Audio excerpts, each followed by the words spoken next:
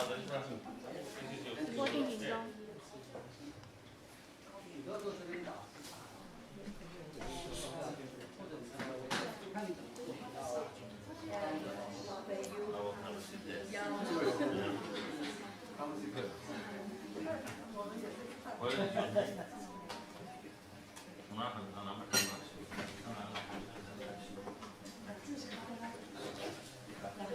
这个是咖啡，对，三个都是咖啡。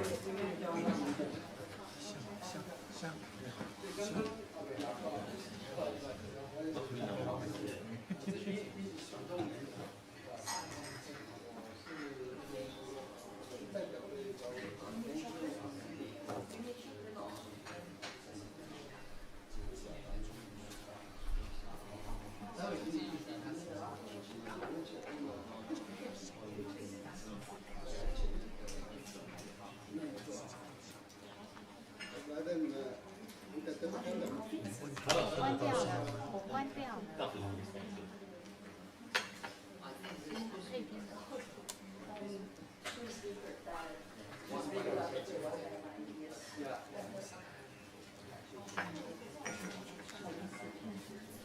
谢谢。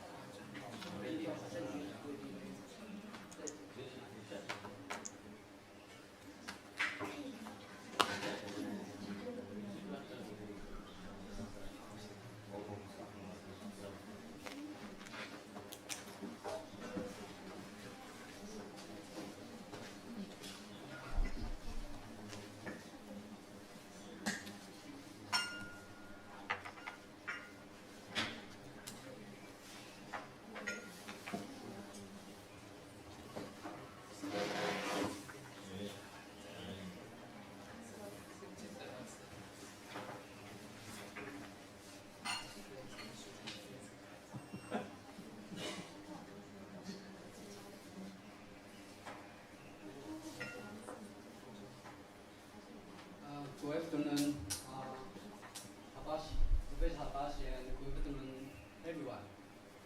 Today we are very happy, very honored to have special guests from Humanistic Fraternity Studies Center, Human Fraternity Studies Center in UAE. Yes. In United Arab Emirates. And this opportunity is very special. About 10 days ago, Islamic Association of Taiwan contacted me that there would be a visiting tour from your center. And at that time, I feel surprised because we are a Buddhist university. We are a university founded by a Buddhist organization, and almost all our faculty members, their professionals are Buddhism, and we know very limited about other religions, including Islam. So it's a rare opportunity to have you to come to visit us. So at that time, I was very excited. Kathy told me that if you just want to have probably 30 minutes or 1 hour visiting, and I told her it's too short. It's too short. I think I told her, is it possible that we can have more deeper interaction? Probably have lectures. And then she asked you, and then you could say, that's good. That would be have mutual understanding more and more. So I'm very happy to have you here.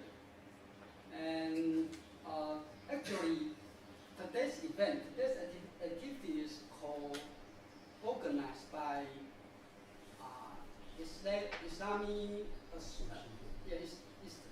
Islamic Association of Taiwan. So not just our institute. So this is a very very happy time for us. So today's speaker, we have 3 speakers today. And this morning, Kathy sent me their introduction. So I just show the introduction to you so that you can know about their background.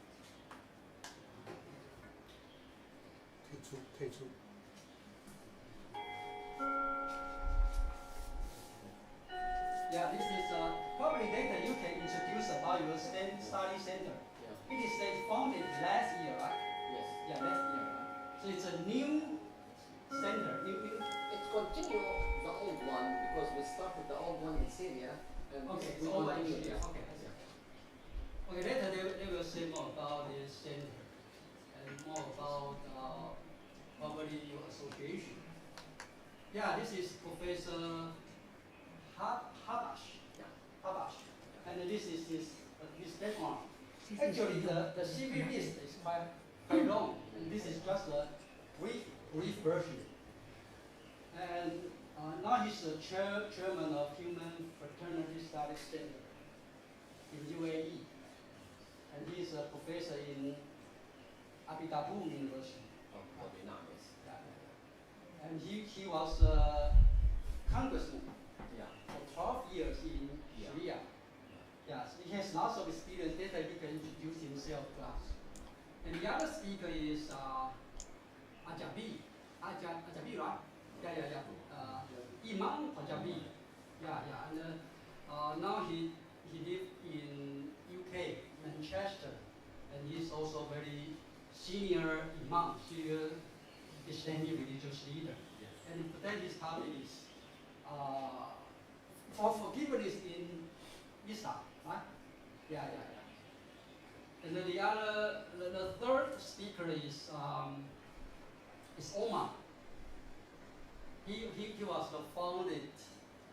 the founder of Islamic Association of Taiwan. Yeah, so I think you know very much about the development of Islam in Taiwan, right? So probably you can share. Oh, we'll share. Actually, he is son-in-law of Taiwan. This is his wife. And he will help to translate English and Chinese to us today. So every one of you, if you want to use Chinese to ask questions, to have further discussion, Teddy will be a good help. Yeah. So this is the 3 speakers, and we also have the chairman of Islamic Association of Taiwan, 这个马先生，马理事长。马先生，要不要介绍一下你的说法？或者请欧马介绍？请欧马帮我们介绍。OK， 好，那我就请欧马。所以待会就是讲英文的时候 ，Kathy 会 translate. When speak English, Kathy will translate into Chinese. When speak Chinese, Kathy will translate into English. So there are double screen here. Yeah. Okay, your turn. My turn to introduce the IAT, like on behalf of our chairman Imam Ibrahima. He is always humbling himself and always asking others to talk. Yes, he's open. Assalamu alaikum wa rahmatullah. Peace be upon all of you. It's nice meeting you all. Thank you for coming, and thank you also for inviting us. It's an honor to work together, like the IAT and your center also, to our institute, to work together on reaching to the idea of reading from the same page, both religions, and not only both actually, we are working with like all religions on earth as much as we can, we just to reach to the parts that we agree together to live on earth together. Oh, it is here, okay. Yes, our association actually, it's one of many associations in Taiwan. You know that it is free country, and you can talk about whatever you want. So this is one of the chances that we have this association to fill the gaps that other associations maybe they didn't feel it in Taiwan. Like whatever there are things that we can do to introduce Islam to everybody in Taiwan and to cooperate together with other religions as well, that everybody have like the harmony of living together.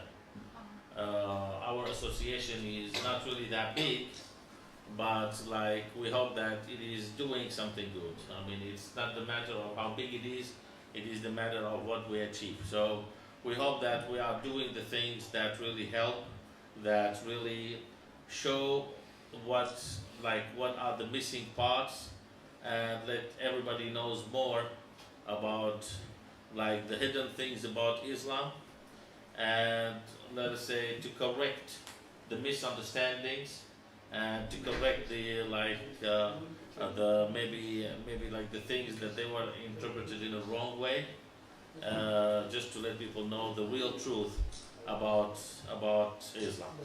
Thank you so much, and later whenever you have any questions, let us know, and inshallah we will answer. Thank you.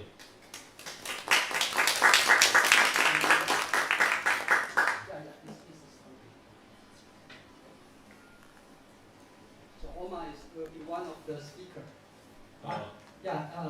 Freedom in Islam, right? Freedom in Islam. Yeah. So today we totally have 3 speakers, and each speaker 1 hour, including Q&A section, including open discussions. So probably leave 10 minutes, 10 to 15 minutes to have further discussion. 10 to 15 minutes? 10 minutes, probably around 10 minutes. No, at the end for Q&A, you mean, right? Probably every section. So 1 hour, so we just talk about 50 minutes. Yeah. And give 10 minutes to discuss. Okay? Okay, is that okay? Yeah. Okay, your turn. Yeah, thank you.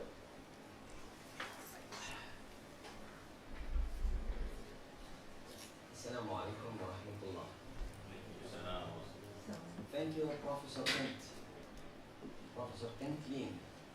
And thank you, Nasiri. Thank you for your attending this kind of meeting, and we hope, inshallah, to give the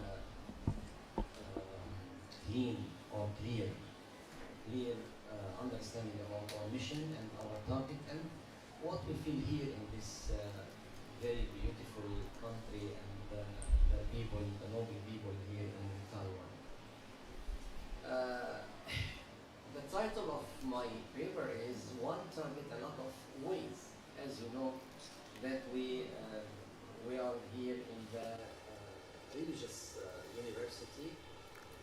This university has the source of their knowledge by the Buddhism religion and other religions, and it's called for interfaith and with dialogue among religions and among philosophy. So we try to introduce our experience in this site. One target, a lot of ways.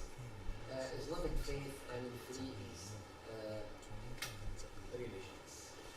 Maybe it's new with our experience in the Middle East. We are coming from Middle East. We are coming from United Arab Emirates and from Syria as a land of ancient history with religions. In our country, the starting of Christianity and starting of Islam and starting of Judaism. 3 religions came from Syria. So we are here to continue the same message and to understand more about our relationship between Islam and other religions. And this is the first time we can find this kind of experience with Buddhian monks and Buddhian thinkers and philosophers. Is it right now? I can continue in English, or we have to translate? It's there already.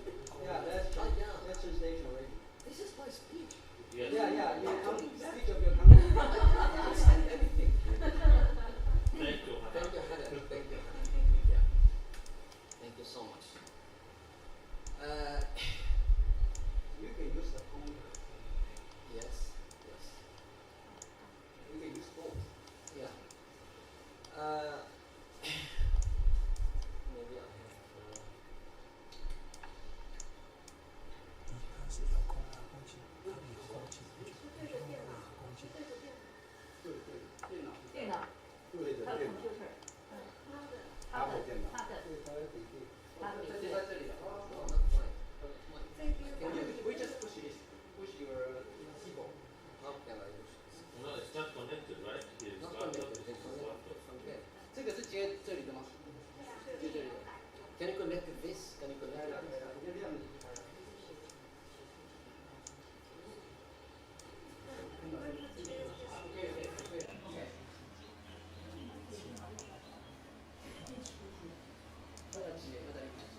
Yeah, I can't do it. Yeah, you push this one. Push this one. This one? Yeah, this one. Yeah. This one? Yeah. That? Yeah. Thank you. Thank you. Yeah. As you know, my dear, we came from Human Fraternity Studies Center in United Arab Emirates. This Human Fraternity Center has a very clear target. Our target is to build a lot of bridges between Islam and other religions, between Muslims and other civilizations. As the science, Newton said, the human built a lot of walls, but a few of bridges. We hope to build the bridges between our civilization and your civilization. It's not a secret to tell you that our target to build the spiritual, mutual atmosphere between us, it will be benefit for all, and it will make our experience more rich and your experience more rich. In this kind we can let me give you some brief about Islam. Islam is the religion, the main religion in the Middle East. Islam lead the holy civilization during history. Islam started exactly at the 7th century after Jesus Christ, when Prophet Muhammad, peace be upon him, had been born in Mecca, in Saudi Arabia, maybe 14 centuries ago. Prophet Muhammad, exactly on the year 609, Prophet Muhammad started his message when he received wahi, or spiritual speech from Allah subhanahu wa ta'ala, from God, and he started to call humanity to one God. The message of Prophet Muhammad, peace be upon him, is there is one God and many names of God. God is one, but his names are many. Reality is one, but its ways are many. Spirituality is one, but religions are many. Prophet Muhammad, when he came, he said that I came to continue what come before, to confirm what come before. This word exactly in the Holy Quran, مصدقا لما بين يديه. This line, مصدقا لما بين يديه, it came in the Holy Quran 14 times. What means? That means, O Muhammad, this is what God revealed to Muhammad. O Muhammad, we sent you to confirm what come before, to confirm the message of Abraham, message of Jesus, message of Moses, message of David, message of Sulaiman. And according to our interpretation as Islamic scholars, we sent you to confirm and to continue the message of Buddha, the message of Confucius, because God revealed to Prophet Muhammad, peace be upon him, God says, we sent a lot of prophets. You can read it in the Holy Quran. The Holy Quran is the book of Prophet Muhammad. You can read inside this book the story of Noah, Adam, Solomon, David, Jesus, Moses, Abraham, all of them. And you have to believe other messages, other prophecies. We didn't mention their names in the Holy Quran. So any Muslim has enough tolerance and enough diversity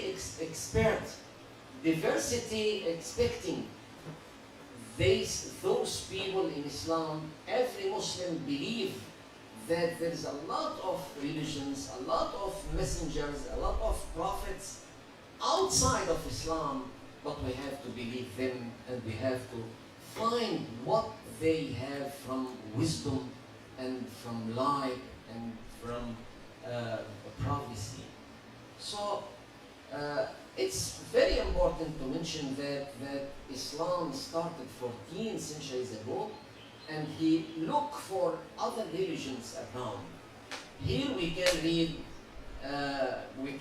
in according to Prophet Muhammad, peace upon him, you have to find what similarity of your faith, what similarity of your wisdom in Christianity, in Judaism, in Abrahamic, in other religions we didn't mention in the Holy Quran.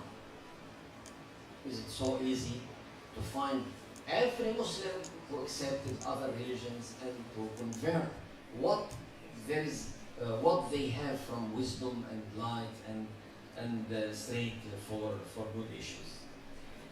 And we have to mention here there is very important recommendation by Prophet Muhammad, peace upon him, for every Muslim. This recommendation, Prophet Muhammad said, you have to seek knowledge. Even in the China, 14 centuries ago, there's nothing at all about China, or about Taiwan, or about Korea, or Japan. Our life was in Peninsula, in Arab Peninsula at that time. We don't know anything out of the area. But Prophet Muhammad said, yes, there is a wisdom, there is a good benefit, there is a good understanding, there is a good spiritual life. In China, you have to go there and you have to learn.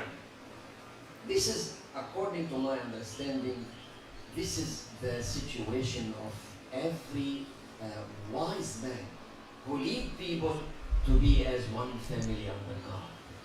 To call for one family under God, you have to search for wisdom and for faith everywhere, every place, every country.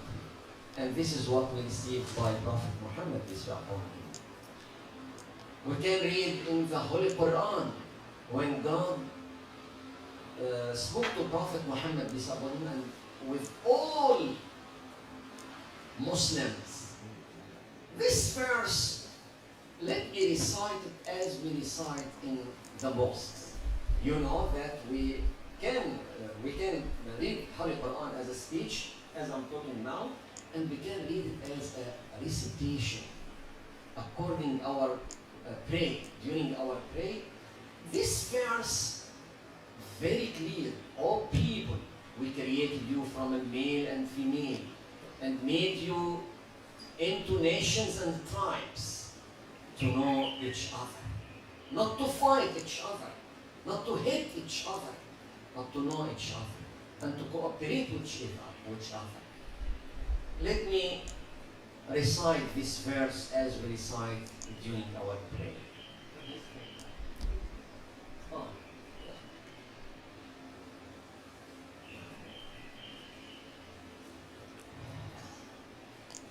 يا أيها الناس إنا خلقناكم من ذكر وأنثى So He created you from male and female.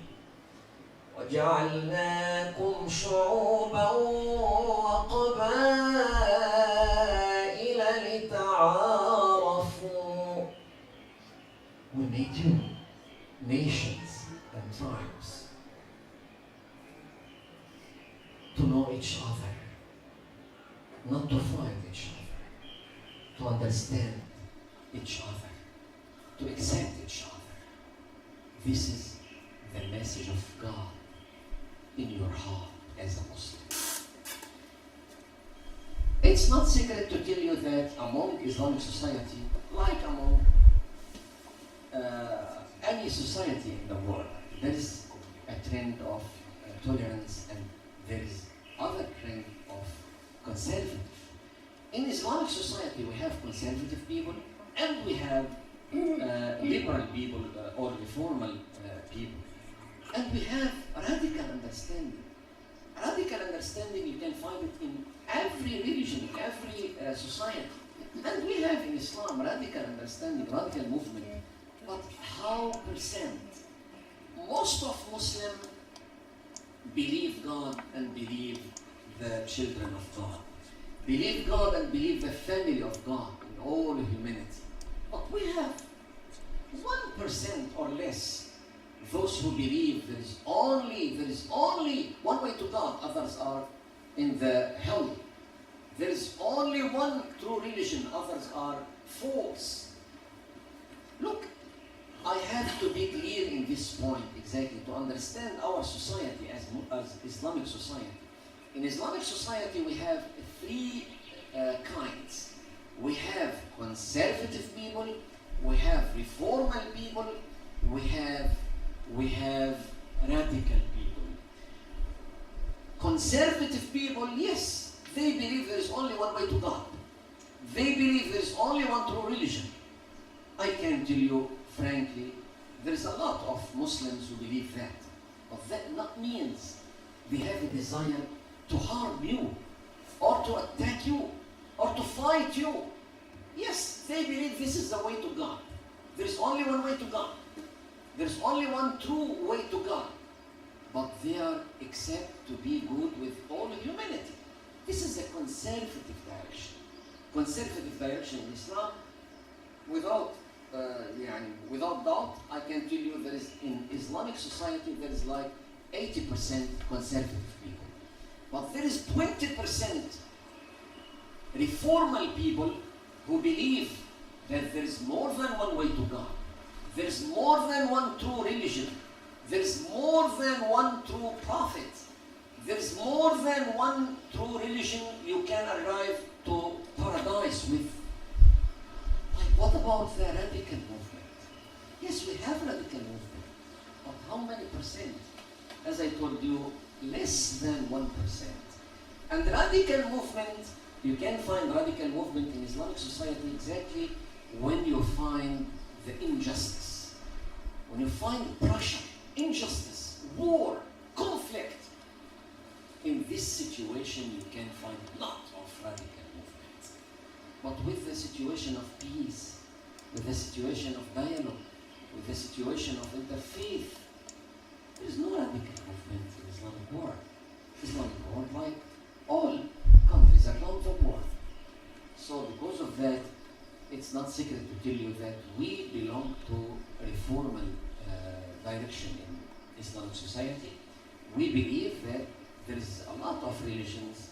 There is more than one way to God, more than one good faith, more than one reality, and we have to respect others, accept or don't accept their understanding, but we have respect all, and we have to work together as one family under God.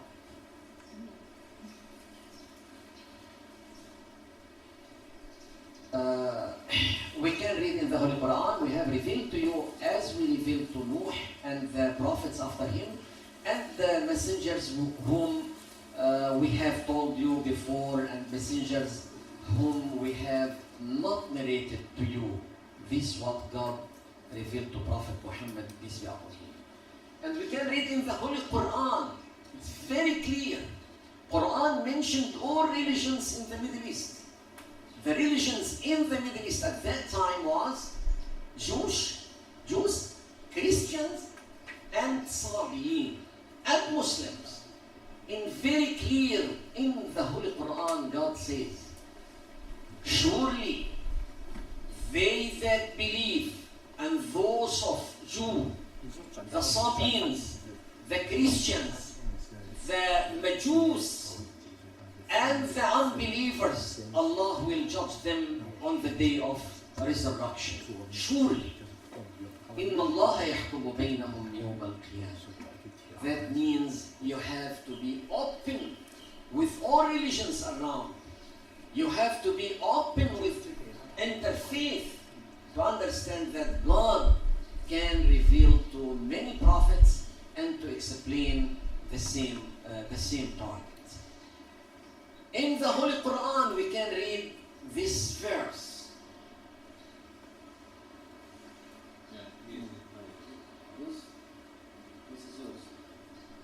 Make it full screen. Because there are some people online, they want to see more clear. Yeah.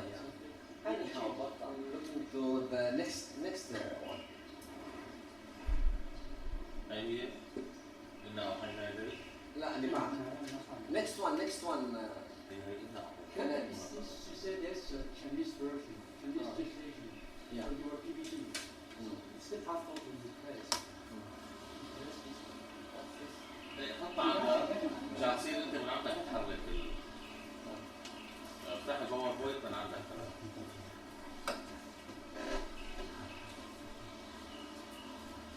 Open this.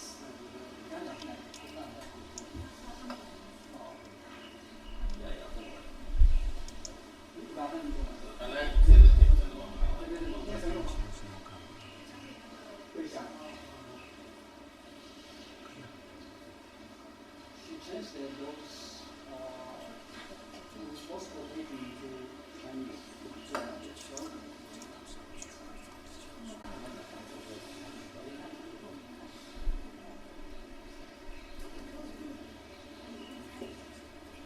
不过你投影还是只能用，不能换他的电脑投影，可以啊。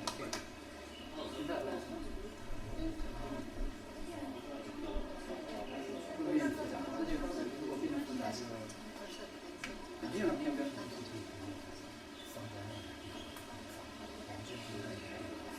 哦，好。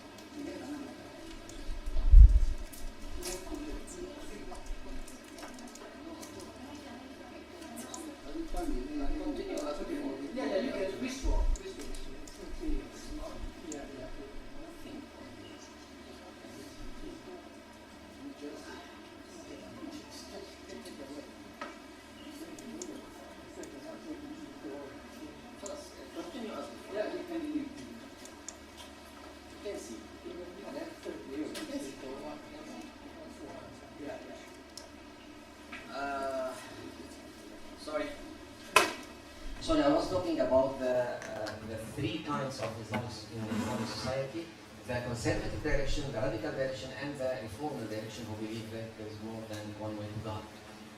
We can read here another verse in the Holy Quran. In the Holy Quran, when Prophet Muhammad, peace be upon him, sent his message to the people, and he started to call all humanity to convert Islam and to convert the faith in Islam. Nalos was a king, a Christian king in Abyssinia, in Ethiopia. In Ethiopia, Nalos was a king. Nalos received Muslims who were crushed by non-believers. When he gave them their rights and support them, he became a friend to Prophet Muhammad, peace be upon him. This one? Yeah.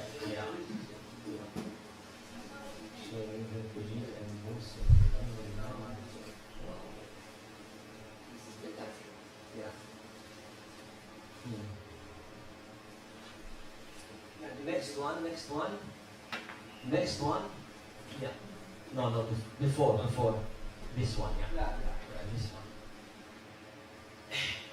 In this verse exactly, when Prophet Muhammad had been told that Negus died. Negus was a Christian king. He belonged to different religion. Prophet Muhammad said to his companions, your brother Negus had been died. Let us pray for his soul. Some of companions of Prophet Muhammad peace upon him said, how can we pray for this soul? This person belonged to other religion. Prophet Muhammad said, even so, he was a good man, and we have to pray for his soul. And God revealed to Prophet Muhammad, وَإِنَّ مِنْ أَهْلِ الْكِتَابِ لَمَنْ يُؤْمِنُ بِاللَّهِ وَمَا أُنزِلَ إِلَيْهِ. Among those who believe as a Christian or Jews, there's a lot who believe God, and we have to be good with them. Even so, some companions of Prophet Muhammad peace upon him said, O Messenger of God, how can we pray for this soul, this person belonged to other religion, and his direction during Salah, during prayer, he was receiving Jerusalem, not Mecca. Different religion, different faith, different doctrine. At that time, God revealed to Prophet Muhammad peace upon him this verse. This verse is very, very important one. God says, وَلِلَّهِ الْمَشْرِقُ وَالْمَغْرِبُ. To God belong the east and the west. Where you reserve your faith, this is the face of God. Let me hear recited in Arabic word.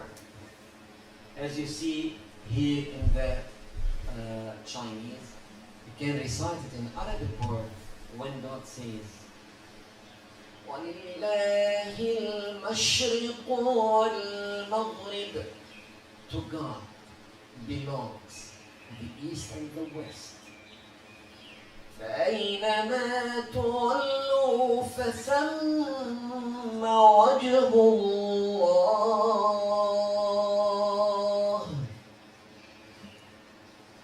When you receive your face, this is the face of God. God is everywhere. Don't worry about them praying. God will receive all. God is Rahman Rahim,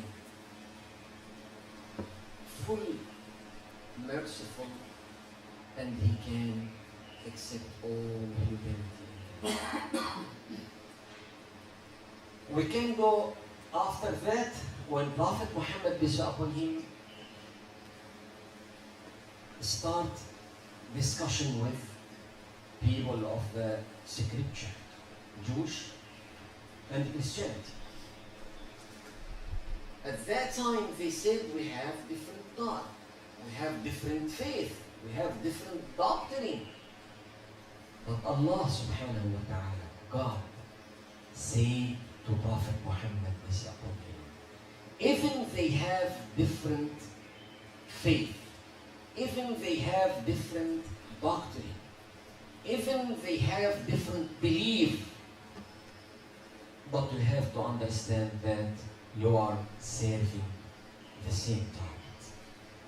Stand steadfast to you are commanded, nor follow their vain desire, but say, I believe in the book which God has sent down, and I'm commanded to judge justly between you. God is our Lord and your Lord. He was know very well that God, according to the doctrine of Christianity, different the God of the doctrine of Islam, different the faith in Judaism, everyone has some understanding about God. Even so, God says, your Lord and their Lord is one. God is your Lord and God is their Lord. For us, our deeds, and for you, the responsibility of your deeds. There is no connection between you and us. God will bring us together, and to Him is our final goal. Even there is a lot of difference in doctrine, but God says, your Lord and our Lord is one. God is one. His names are many. We have to accept others. We have to understand others. And we have to be clear to understand more. Here we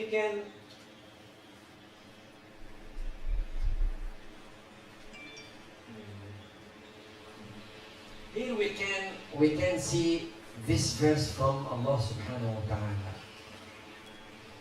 God says, all you who believe, enter into peace completely and don't follow the footsteps of Satan. Satan is to you an outright enemy. God says you have to enter in the peace completely. All Muslims has to enter in the peace with all. According to our in Islam, the first word you have to see is Assalamu alaikum. Peace be upon you. During Salah, you have to say Assalamu alaikum. This peace be upon you. In the Holy Quran, don't say for anyone who say peace, don't say to him, you are not believer. That means this person is believer. Just if he say Assalam, وَلَا تَقُولُوا لِمَنْ أَلْقَى عَلَيْكُمُ السَّلَامَ لَسْتَ مُؤْمِنًا. So you have to be in peace situation with all humanity and to accept them. Even they have a lot of difference in their holy text, in their faith, in their understanding.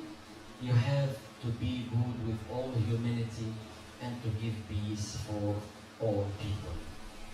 Prophet Muhammad said,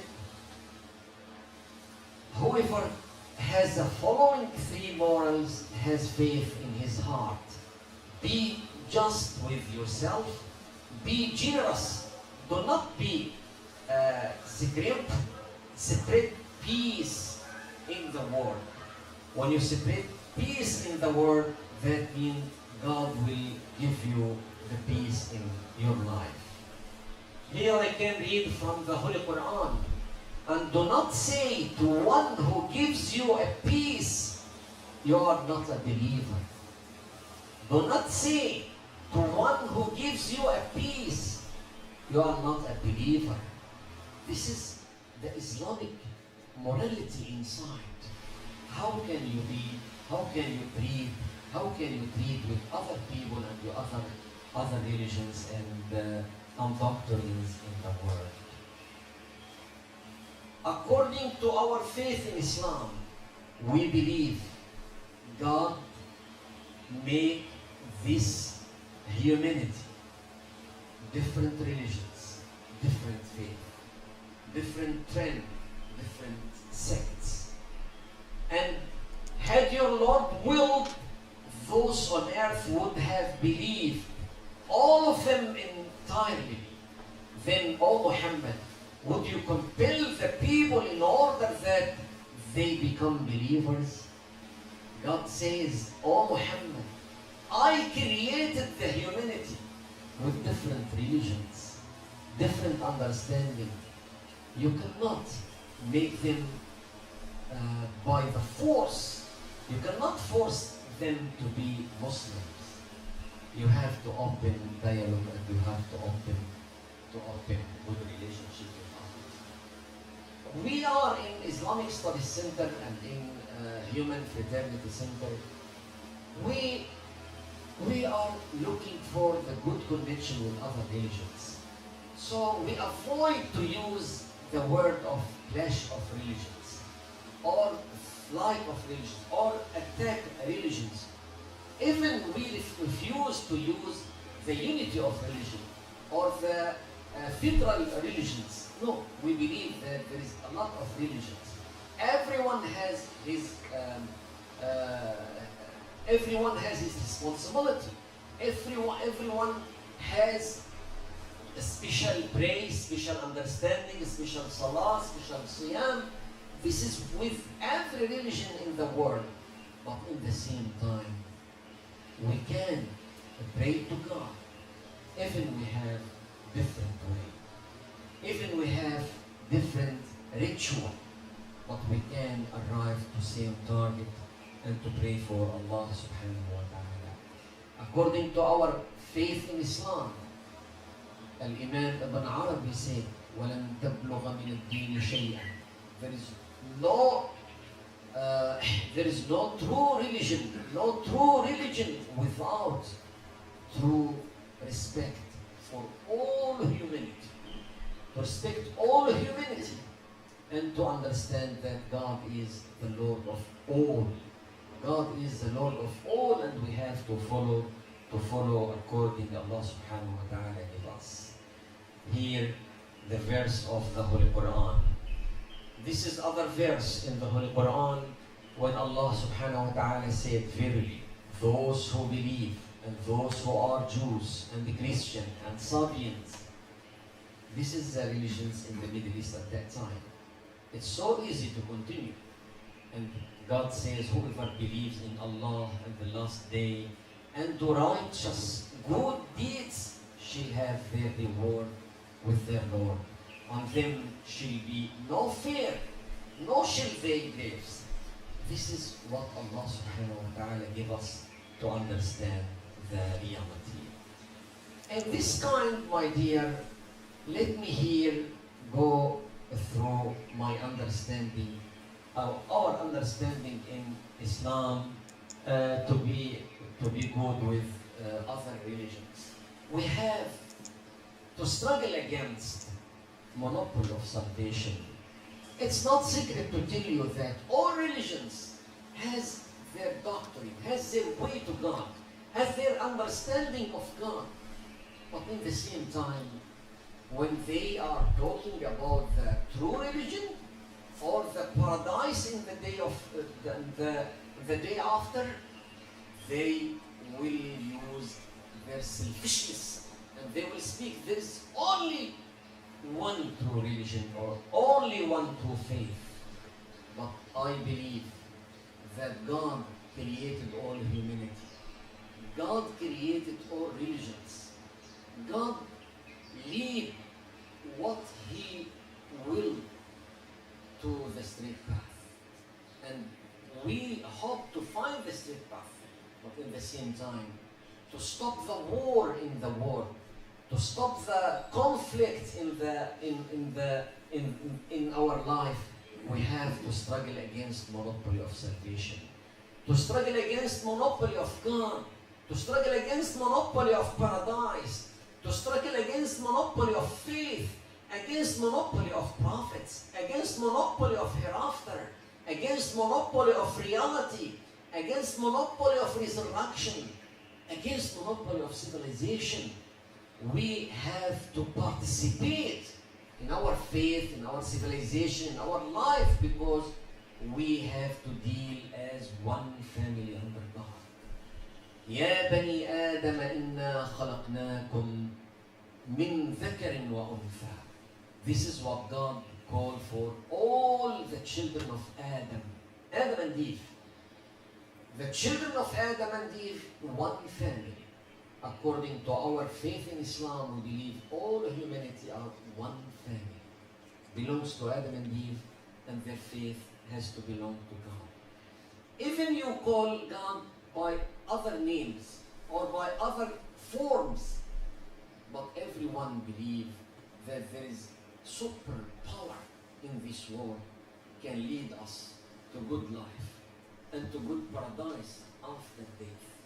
So this is exactly what we are looking in Islam. It's not secret to tell you We cannot find the same understanding with everyone in the world.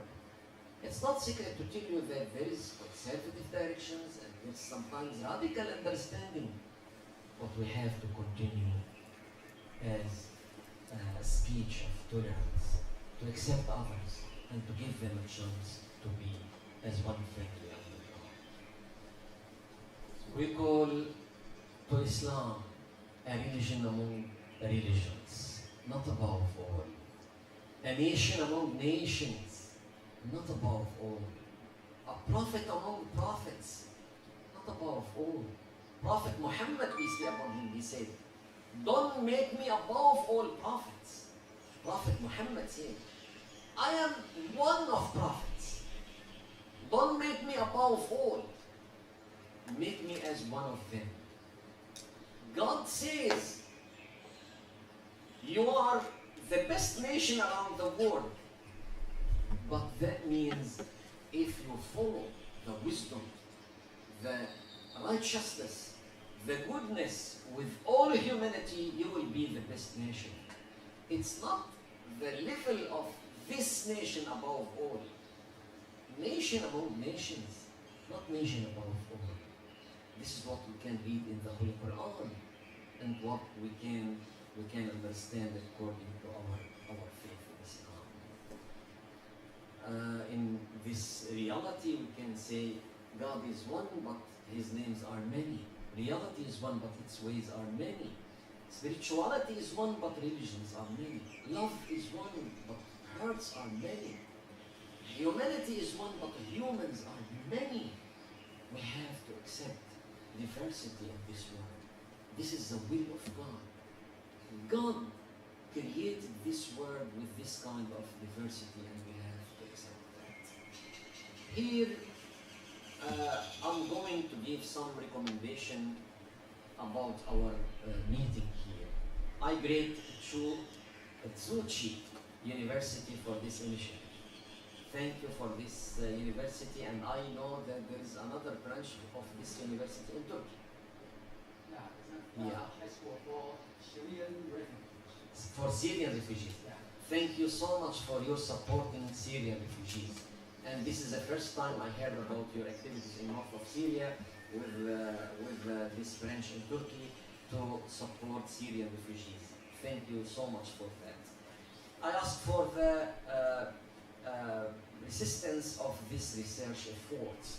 Maybe we can find by mutual activities. It's my pleasure to give you our website as a center of human fraternity, and we can be together in the same page, and we can receive your articles, we can receive your researches in the field of fraternity of religions. As I told you, we choose the fraternity of religions as a title of our activities. We don't use, for example, unity of religions. It's not a real issue. We don't use dialogue interfaith. It's not important to make dialogue among religions. We have to make brotherhood. I have to accept you as you are, not as I want or I hope to you. I have to respect you as you are now, as your faith, as your doctrine. And I believe it's very important to open to the streams of enlightened Islam in the Middle East. And I hope to promoting these studies through Islam, through real media. And I hope to create effective partnership between our society and between your university. As I told you, God sent Prophet Muhammad, peace upon him. And God says, "And we have not sent you, O Muhammad, except as a mercy of the world." When we consider Muhammad as a mercy of the world, this is our responsibility to make this kind of mercy as in daily treatment between us, and to find the common relationship between us in the same time. Here, let me stop again with very important.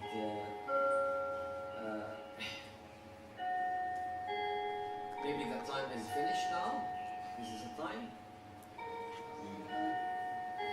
You need to keep some for the Q&A.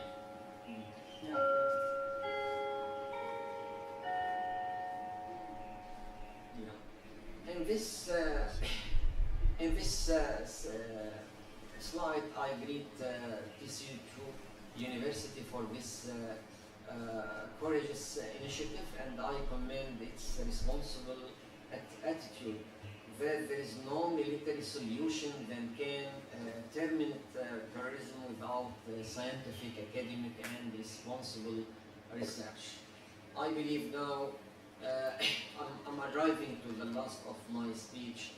My target is to correct and to mention that the best way to understand each other, the best way to understand what in Islam from the values to read the same values in every religion around the world.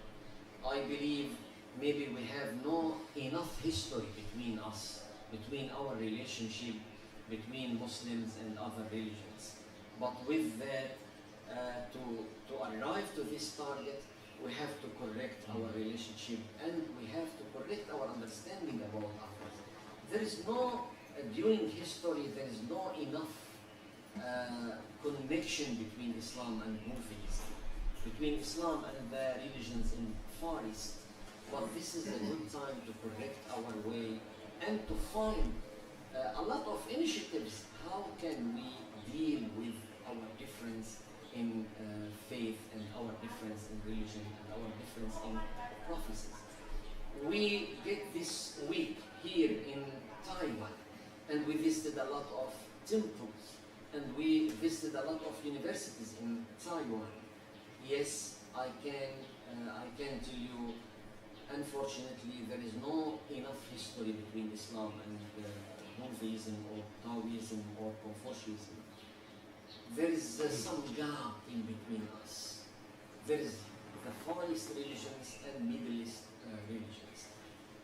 Let us try to make these bridges between us.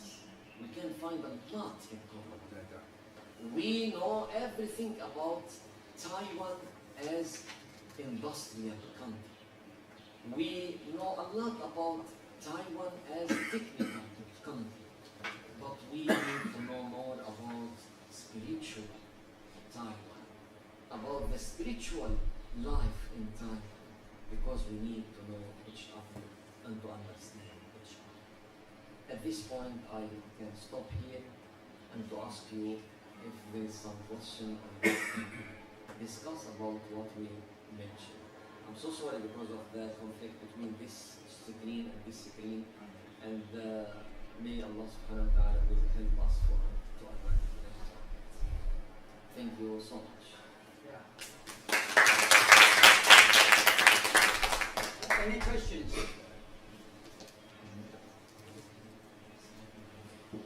Yeah.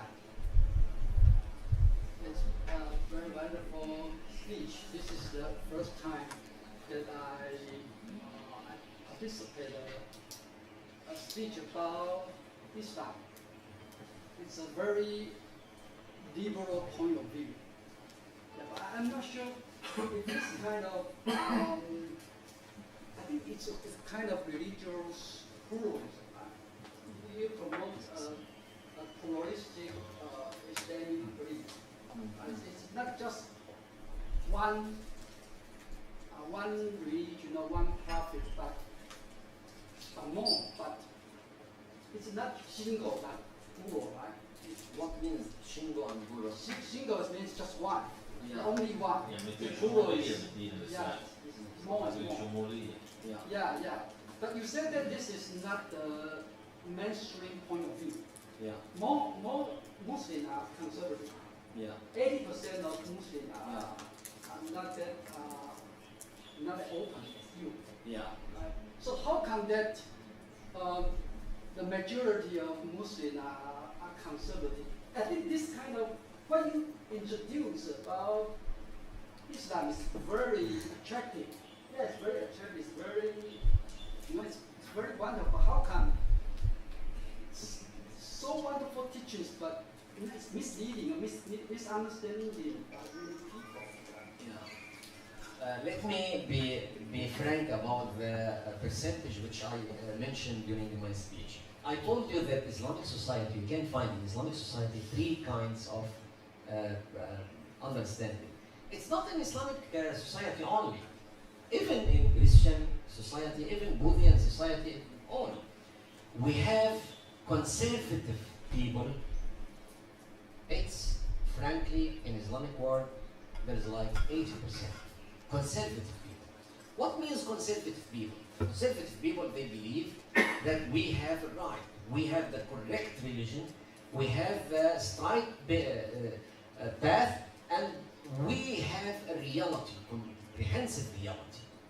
There is 80% of Muslims believe so. But that not means they have a desire to harm you, or to attack you, or to make some bad thing against others. No. They are talking about the day of after, the day of judgment, or the hereafter. They are talking about the paradise. They said the paradise is for us, but we have to stay together in this life with justice, and it's forbidden to attack each other, and we have to respect all. This is a conservative people. Those conservative people believe that we have a responsibility to call all humanity to convert Islam. But to call them by love and by mercy and by good dialogue, not by force. There is 20% which I explain as reformal direction. Reformal direction, those people who believe that there is more than one way to God, and we have to accept others in this life and in hereafter, and we have to be, they believe the equal of religions. The people who believe equal of religions, this is, we are talking about 20% of Islamic society. If you talk about the radical movement, I'm talking about less than 1%. It's not easy number to say 1%. It's not easy number. You are talking about millions.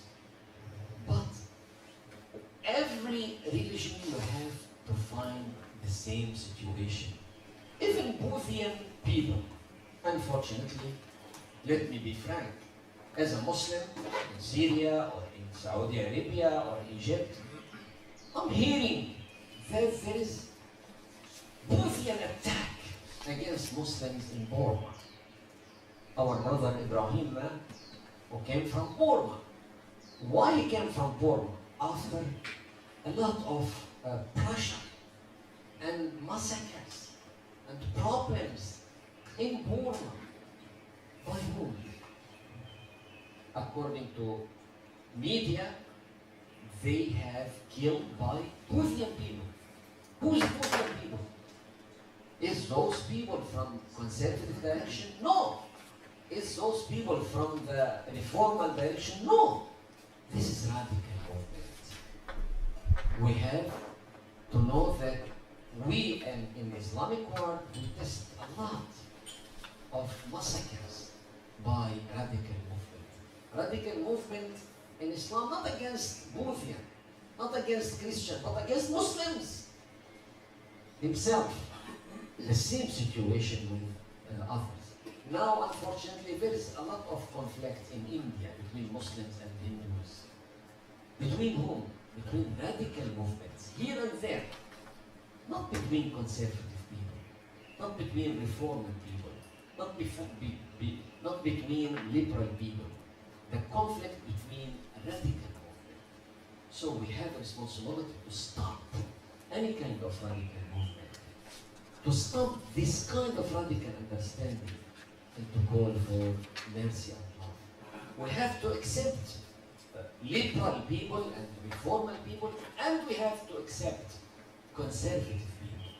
Conservative people believe we have the paradise alone. Yes, this is their faith. But what about our human rights in this land? He said, no. Everyone has equal human right. Even you accept with me or refuse me, you have human right equally in this life, and I have to give you that. So our relationship between the reformal people, open-minded people, that not means we refuse conservative. Conservative is a majority in our country, in our society, but conservative people not danger against anyone. Radical movement is a danger.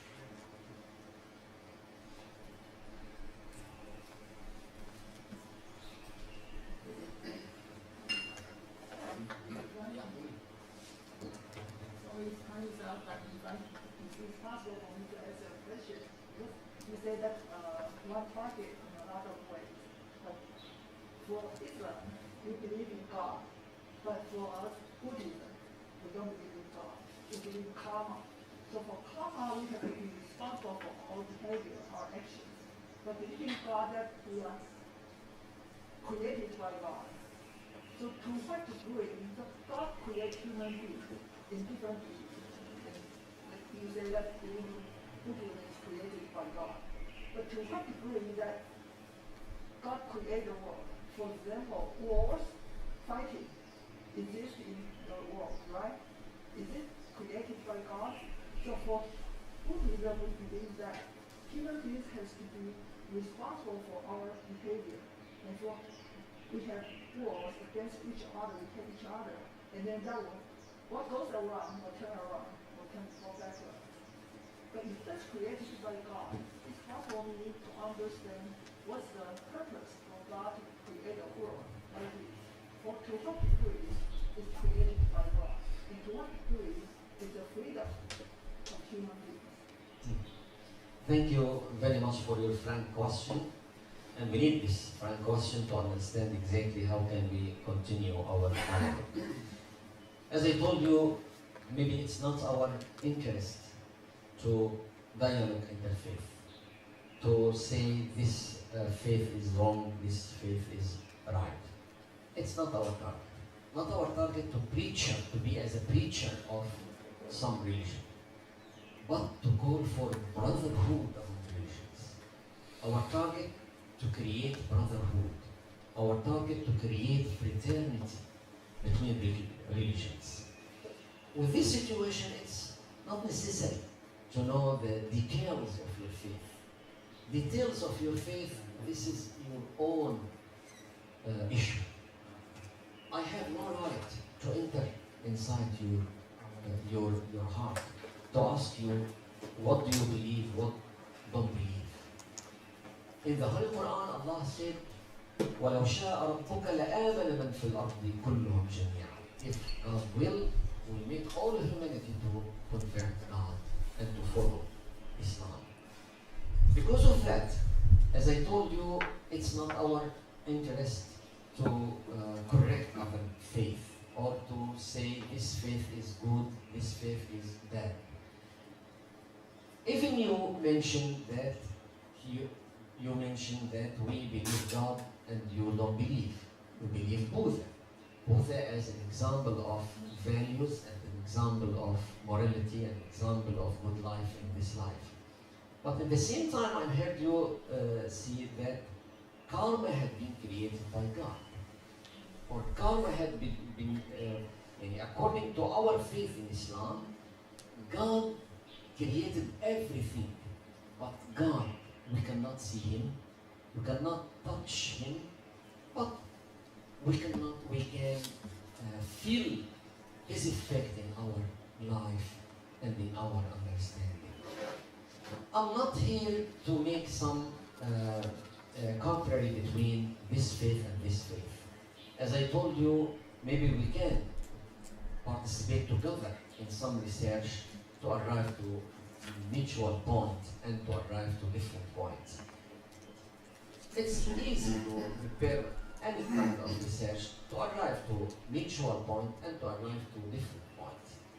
But it's not our target. Our target just to create the love, to create the brotherhood, to create fraternity.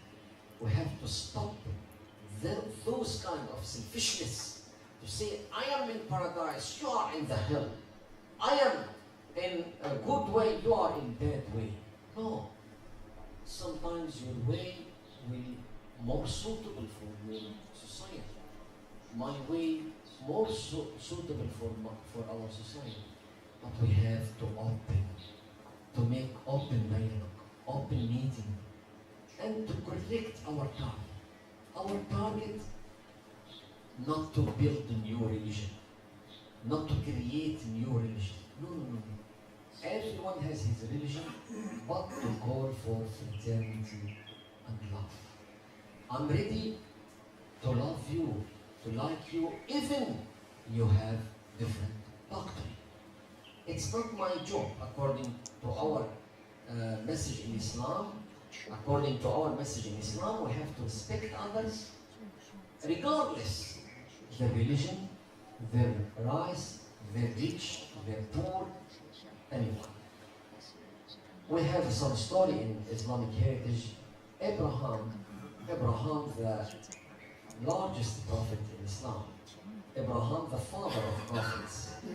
Abraham, the father of Islamic and Christian and Jewish prophets. Prophet Abraham has some bread, and he received one person who was asked for help. He said, please give me your bread. Abraham said, yes, you need bread. I have a bread. But do you believe God? He said, no, I don't believe God. Abraham said, go away. I have no bread for you. It's bread for the people who believe God. When this person went away, God revealed to Abraham, Abraham, what you did? Why you didn't give this person the bread? Abraham said, this person don't believe you. God says, I'm giving bread for him 40 years with no stop. And you now stop to give him a bread because he belonged to other religion? So at that time, Abraham walked and hurry to search for this person and to arrive to him and to give him a bread and to apologize him. As I told you, my dear, in Holy Quran, God says, وَإِلَهُنَا وَإِلَهُكُمْ وَاحِدٌ. Our God and your God is one. Even you have different idea, but I'm ready to accept your idea, to accept your faith, and to respect your faith. And I ask God will judge us in the day of judgment, or according to your faith, maybe by the karma or by the different ways.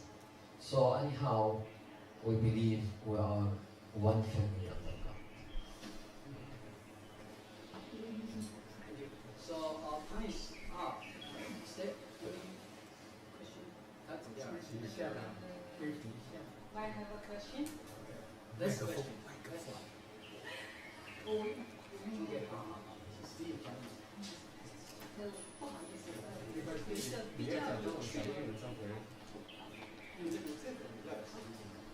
我突然想到一个问题，因为以前高中同学有一位也是我们算是穆斯林嘛哈，那我们都知道说我们穆斯林我们清真寺它都会面对着我们麦加圣地，对不对？对，是有它的方向。是。好，那刚刚我们在演讲中听到说，你任何一个方向，看前面看后面，全部都是阿拉的方向，对不对？那我想请问一下，我们清真寺是不是要朝向麦加的方向？还有我们祈祷的时候，是不是也要向那就是有一个你就必须要对着麦加的方向。那这个跟刚刚我们那个古兰经里面讲说，你任何一个方向都是阿拉的方向，那是不是有它的不太一样的地方？我想请教一下，这是我感觉到蛮有趣的问题啦，想借这个机会跟大家请教一下。Thank you so much. It's very clear. Yeah, this is a very, very clever question. Yeah, According to our faith, yes, we have to receive Mecca. Mecca is our direction during Salah. If you visit any mosque, you can find the clear direction to Mecca exactly to pray for this Islamic mosque. But the story which I mentioned about the Midas as a king of Abyssinia when he died, he was belonging to other religion. His face was to Jerusalem, not to Mecca. Even so, Allah accepted. Even so, Allah said, this is good, because you are belong to other religions. I'm as a Muslim, it's so easy to receive my direction to Mecca. Even Muslims, at the beginning of Islam, they were receiving Jerusalem before Mecca. Because at the beginning, Prophet Muhammad said, we are in the same way with Christian people. We have the same way, so we can receive the same direction, the same Qibla. But after that, Prophet Muhammad said, oh my God, I need a special direction. I need Qiblatan Ardaha. So God says, yes, you can receive your face to Mecca, not to Jerusalem. But in the same time, Allah accepted that from other religions, from other prophets. And God says, وَلِلَّهِ الْمَشْرِقُ وَالْمَغْرِبُ. To God belongs the East and the West. So whenever you turn your face, this is the face of God. So thank you for your clever question. Thank you so much. I think a couple of days ago, you mentioned about visit teacher. Remember that visit teacher in 1000? Oh, okay. I think that's a pretty good action to interpretate your target. Is such as if we got a visitor teacher from慈济to your place to present their thinking about this human fraternity, not the religion's detail about how you worship, what's your theory of your religion, but your interpretation of this human fraternity will give whoever there listen to it get the correct information, not from website, TikTok. Some of them is not real, some even wrong. So you can have your visitor teacher come over here to present that part of, the human fraternity, okay? Let people know, except the religious part, what we can do to each other, exchange the righteous things, righteous information. And when Tzu their university, give this information to their student, it's from the right person, right place. I think this is very good action, very start point. I think you can introduce more about this. Maybe I just point out. Okay. Assalamu alaikum. Thank you so much for this initiative, and I believe this is good initiative and good idea. Yes, we can arrange this kind of cooperation between us as a University of Religious Issue, and we have the Center of Study of Human Fraternity.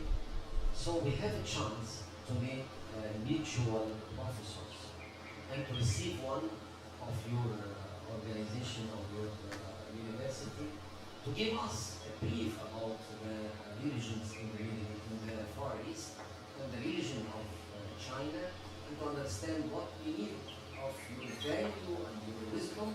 At the same time, we can send some professors to stay maybe 1 month, 2 months, 3 months, just to explain more about Islam, because it's. We visited today some temple here in Taiwan, and we found very good news inside the temple. They said we have 4 resources for our faith, we have 4 resources.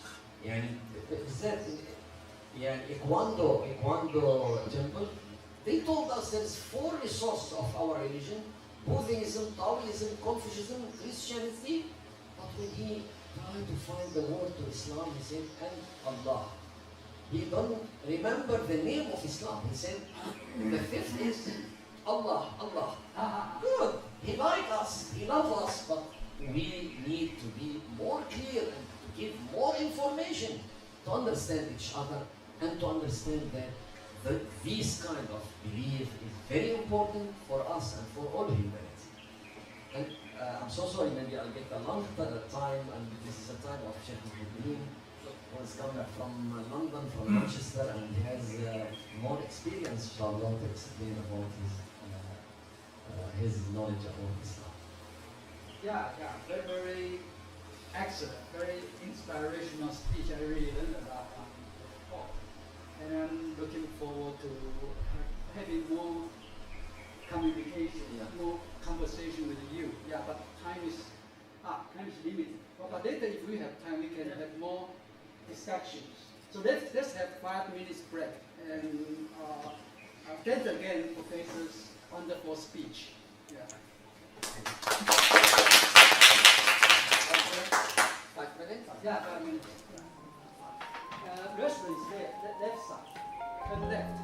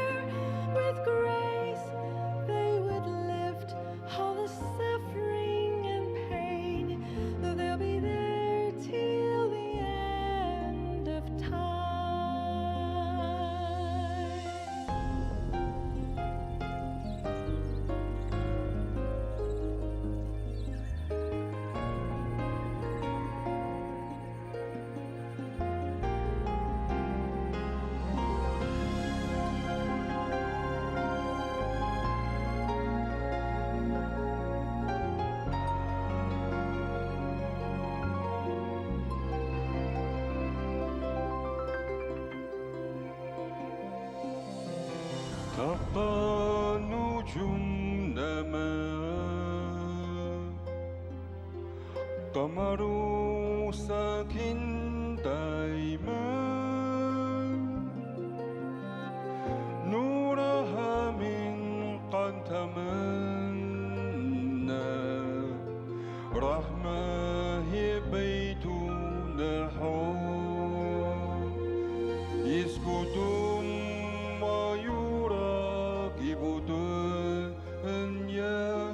يلفظ أرض المعلمة يغلو بنا خوف من كارثة يرافقنا دائما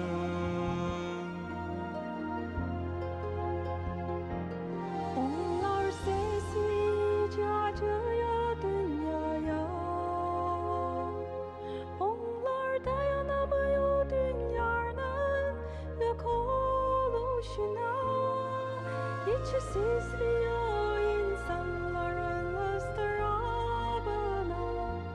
Onlar hep teselli verir dünya hakkına. 他问我，我也是这人间，他们无人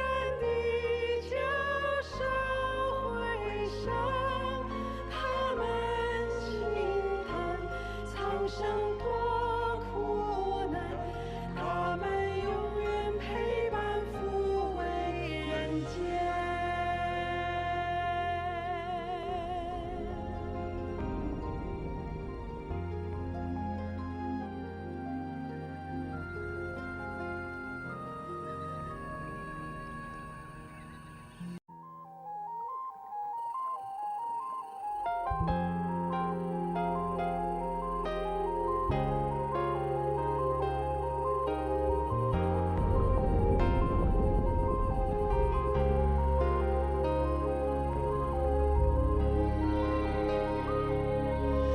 So the stars still gleam in the sky, and the moon rises up in the night. Deep from within comes the light of hope, compassion and love unfold.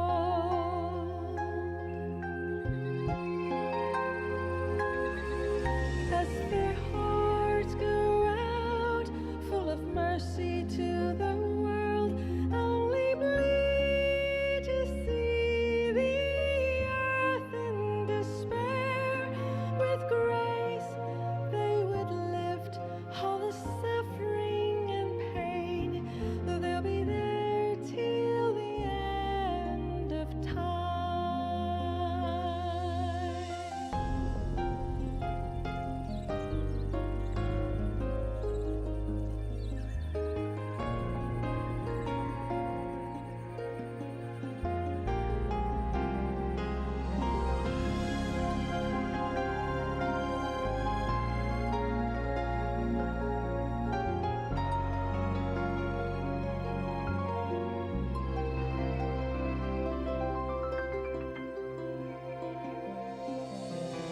تبقى نجومنا قمر ساكن دائما نورها من قد تمنى رحمة هي بيتنا حب يسكت ويراقب الدنيا يلفظ أرض المعلمة يغلو بنا خوف من كارثة يرافقنا دائما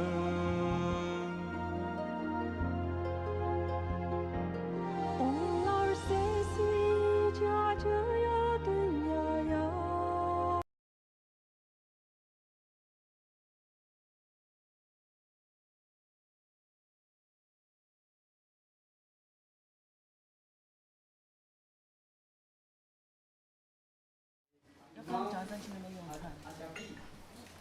And his studies forgiveness in Islam. Welcome his teacher.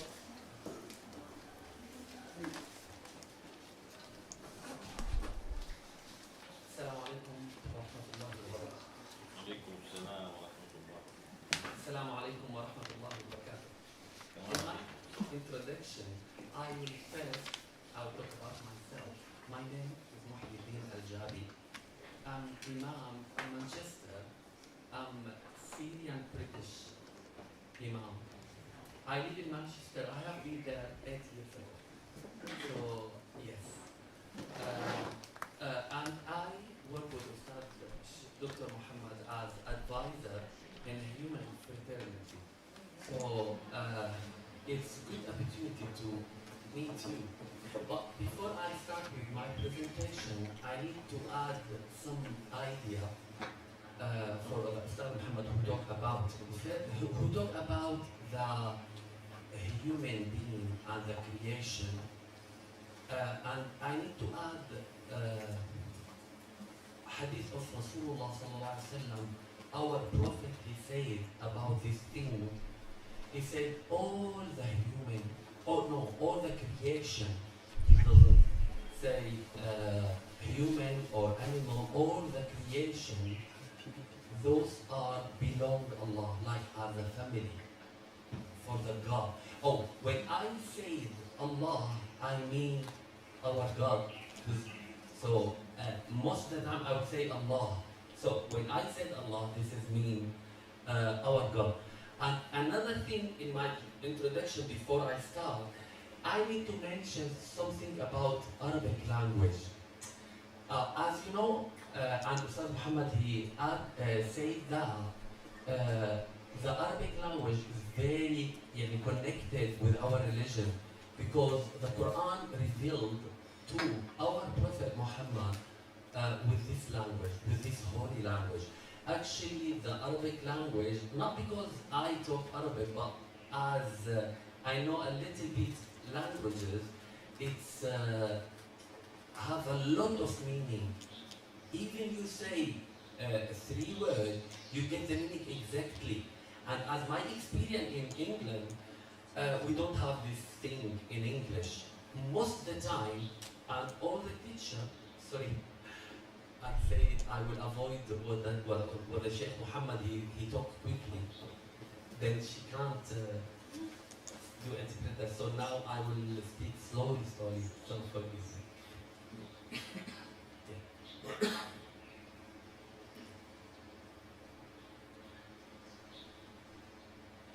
Yeah. Then the Arabic language in our religion is very important to understand. Like in Arabic language is very rare question. When I ask you, did you understand me? In Arabic language, we don't ask this question.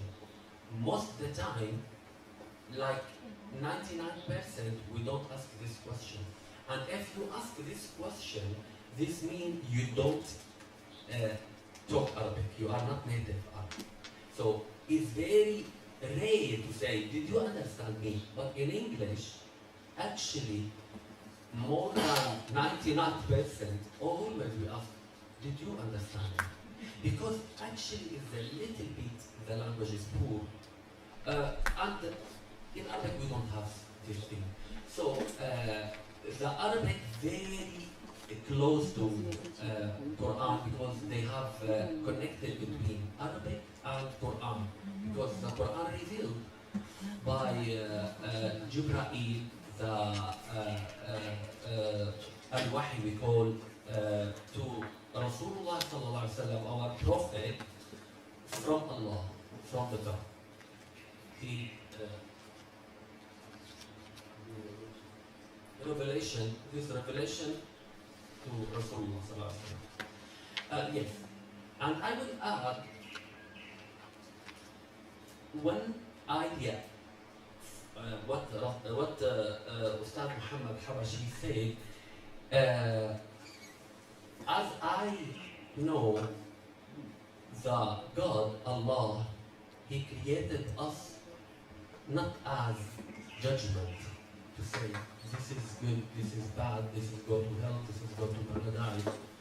Allah, He created us as guidance. We guide the people maybe, but not to judge about them. This is not our duty. Allah's duty, the God's duty to do the judge for the people, not us. So this is a little bit. And then another thing, in the Quran mentioned Allah about the quality of Rasulullah sallallahu alaihi wasallam, our Prophet Muhammad. He said, we sent you to all the human beings as merciful for all the human beings.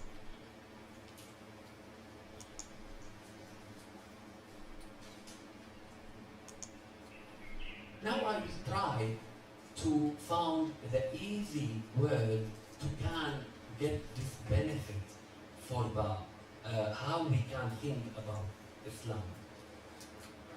Good evening, everyone. I'm very glad to be with you today. And I'm extremely grateful for this opportunity to represent Islam.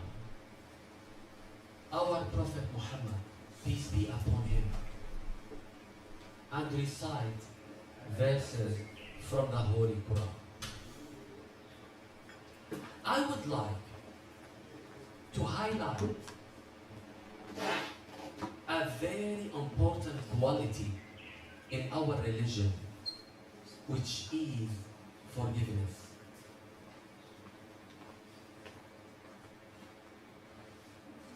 In the Islamic tradition, teachings on forgiveness are intimately connected to, are rooted in a deeper theological understanding that defends the relationship between God and the human being. Forgiveness is at the heart of number of spirituality, of spiritual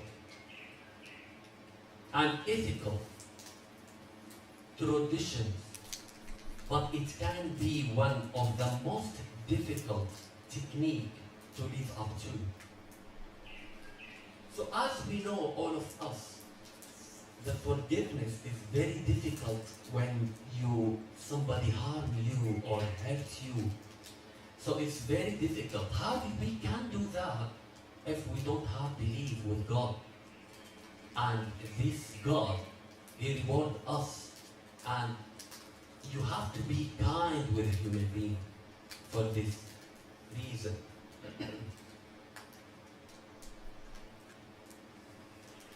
Forgiveness requires a hard struggle against the offended ego.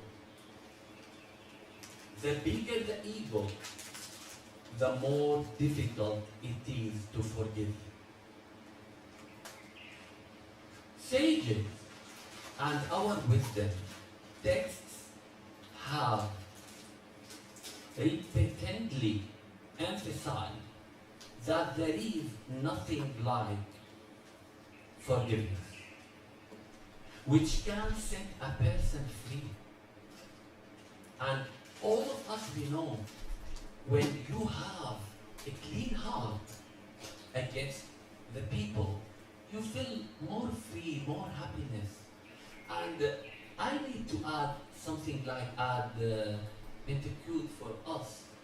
Once our sheikh, our pious person, he was talking with us. Then he said,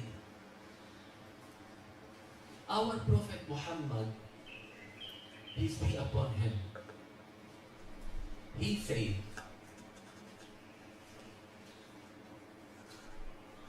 found for your brother 70 excuse to forgive him. For example, Brother Ibrahim, he did something bad for me, but it's 100% this is, he do this by purpose.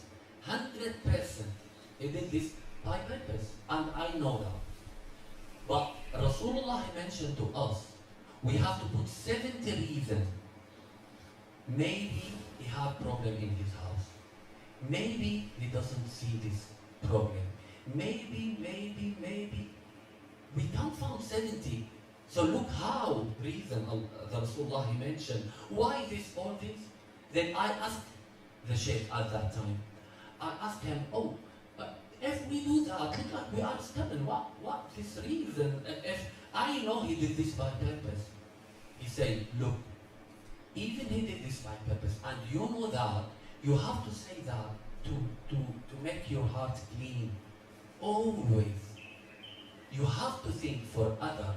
Always pureness. If you don't put this reason for him, you will make your heart is unpure. And this is the reality of the Islam. Always you have to think your relation with the God, and you have to be with a human being. Good. Just, it's very easy. Yeah. And forgiveness, put Old. You'll become older. and the forgiveness put mind at rest as well. It is a tough challenge, I know, and as you know as well. But those who have mastered the technique are certainly the most blessed, both in this earthly life as well as the hereafter. So the people who have this experience with forgiveness, they always have pure heart. And they will get reward in this earth and reward in hereafter.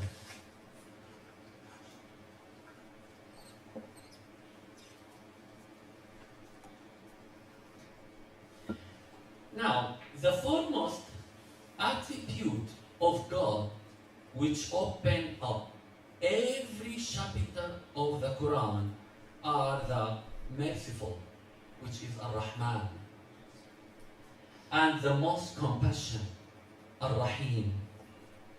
One of the most mentioned name of the Holy Quran is the forgiving. Forgiving means in Arabic Al-Ghafur. This quality mentioned in the Quran 233 times. Look how it's important in our religion to do forgive for the people. It's mentioned 233 times. So at that time, I will stop because my presentation after this different subject. Is there any question? No? So far, any questions? You keep going. Now, I am going to recite some verses from the different chapter from the Holy Quran. And I hope those holy words touch your heart with a spiritual feeling. And actually, if my voice a little bit tired, so please forgive me if I don't do properly.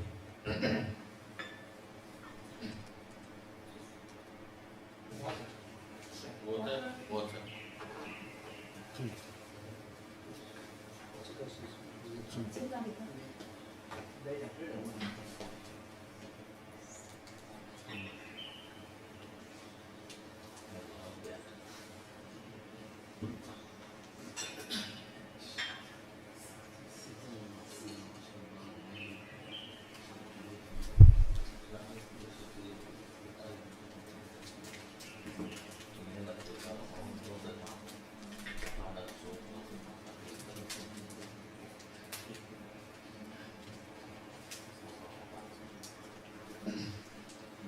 أعوذ بالله من الشيطان الرجيم.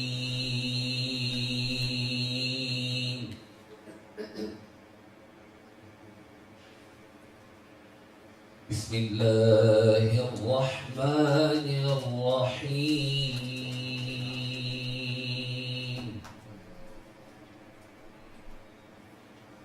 الله يعلم ما تحمل كل أنثى وما تغيض الأرحام وما تغيض الأرحام وما تزداد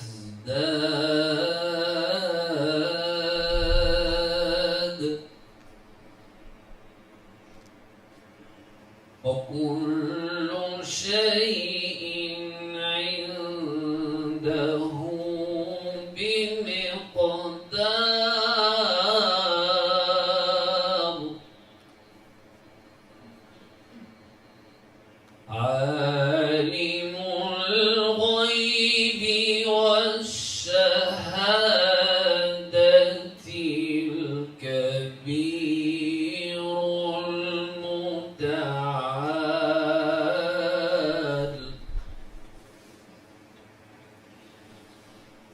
سواء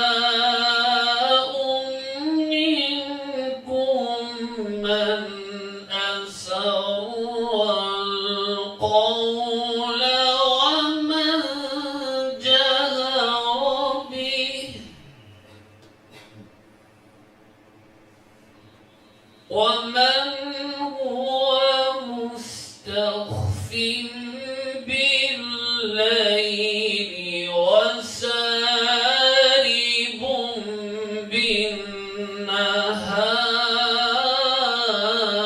بالنهار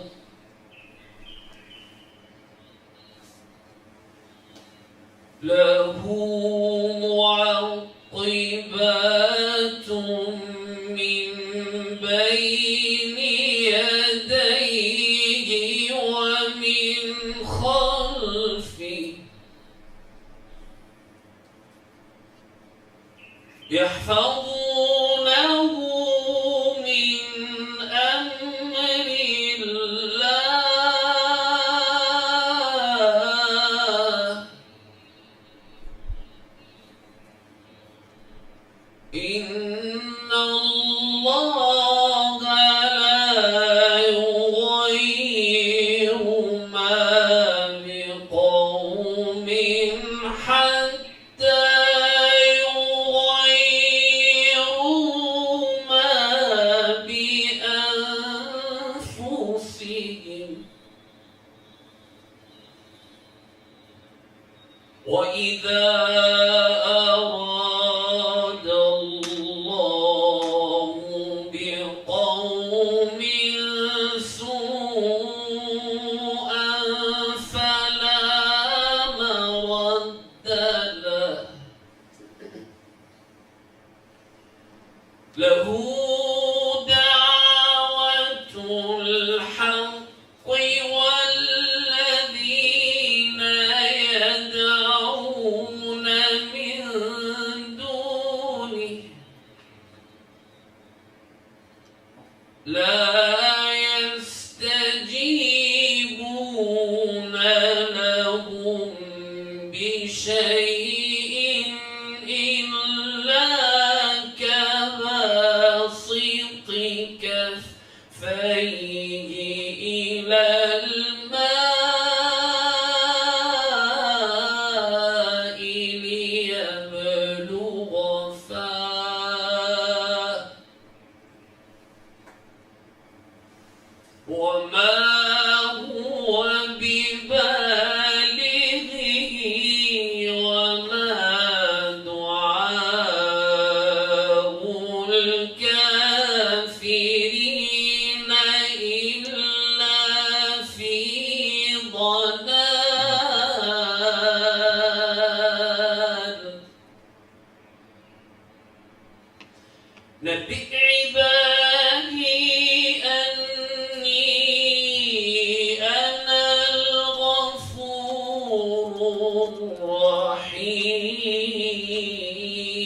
الرحيم قل يا عبادي الذين أسرفوا على أنفسهم لا تقنطوا من رحمة الله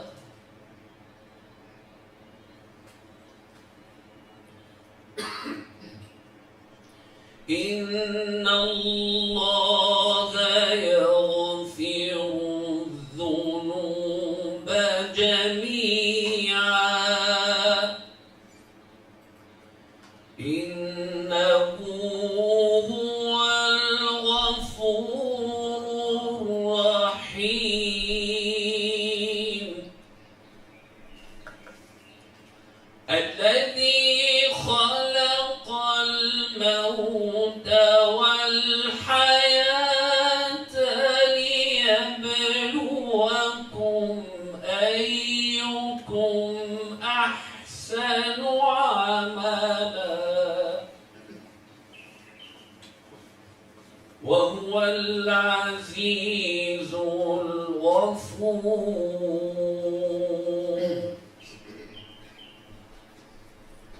الشيطان يعدكم الفقر ويأمركم بالفحشاء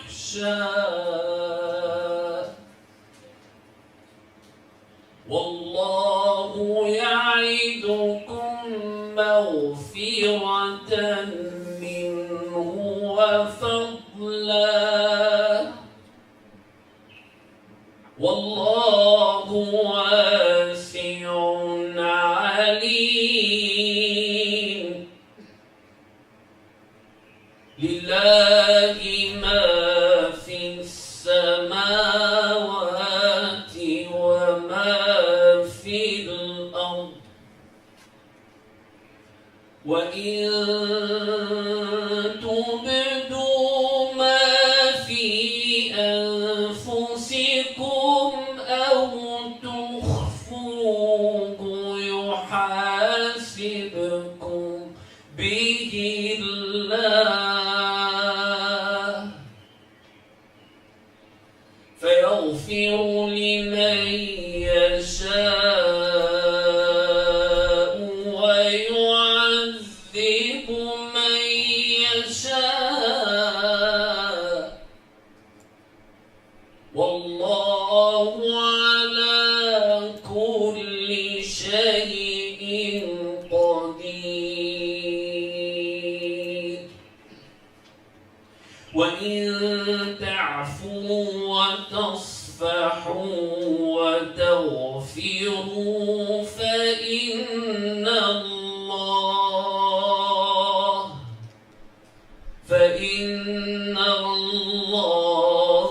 غفور رحيم صدق الله العظيم.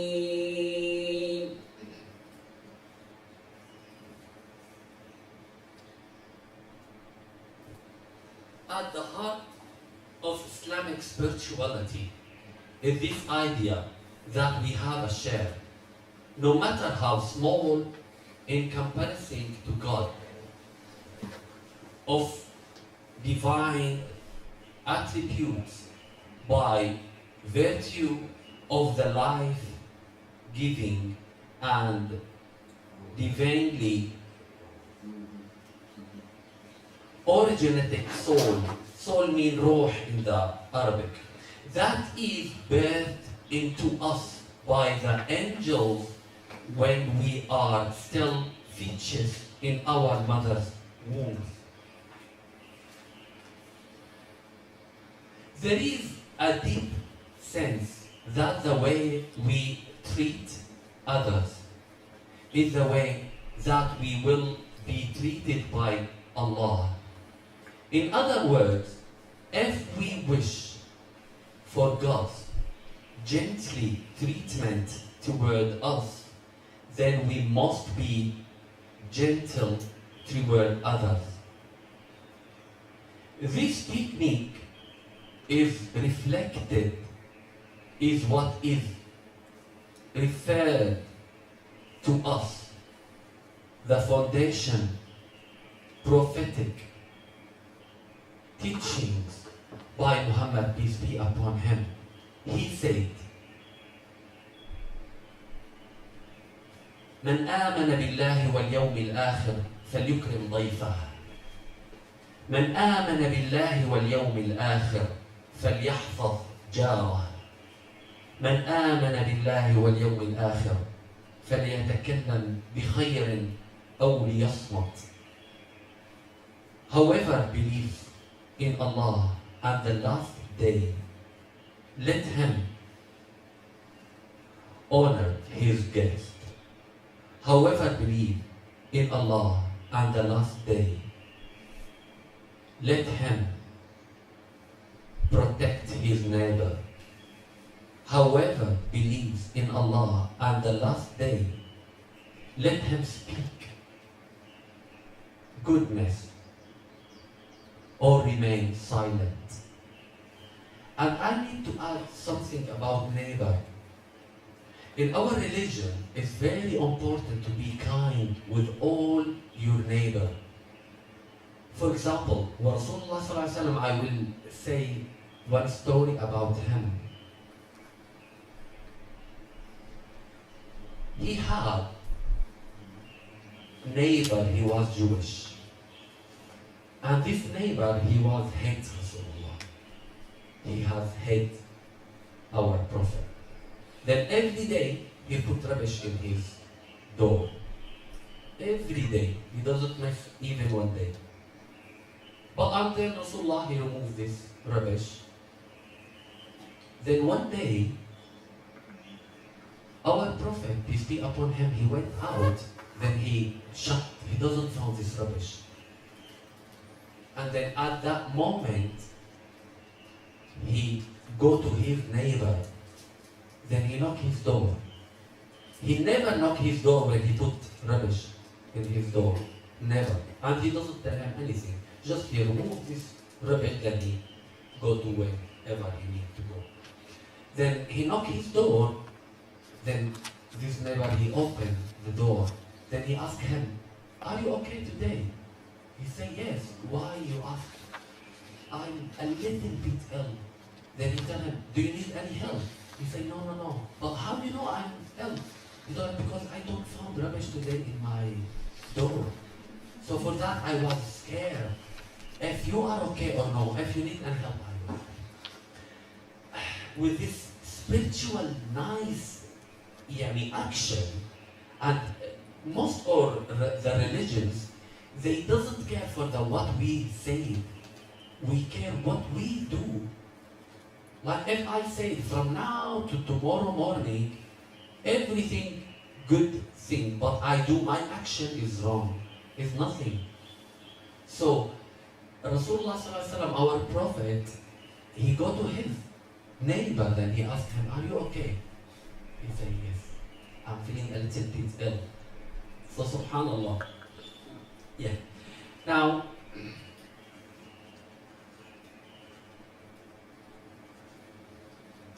he also said, لربك عليك حق ولنفسك عليك حق ولزوجك عليك حق فامنح كل ذي حق حقه. Your Lord has a right over you. Your own self has a right over you. And your wife has a right over you. So give each one who has a right that which is due. And he further said, أفضل الإيمان الصبر والسماحة.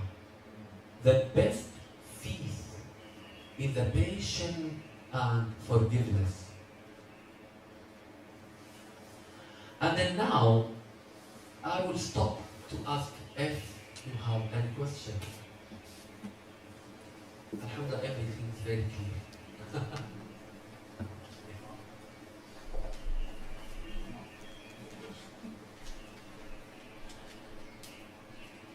In conclusion,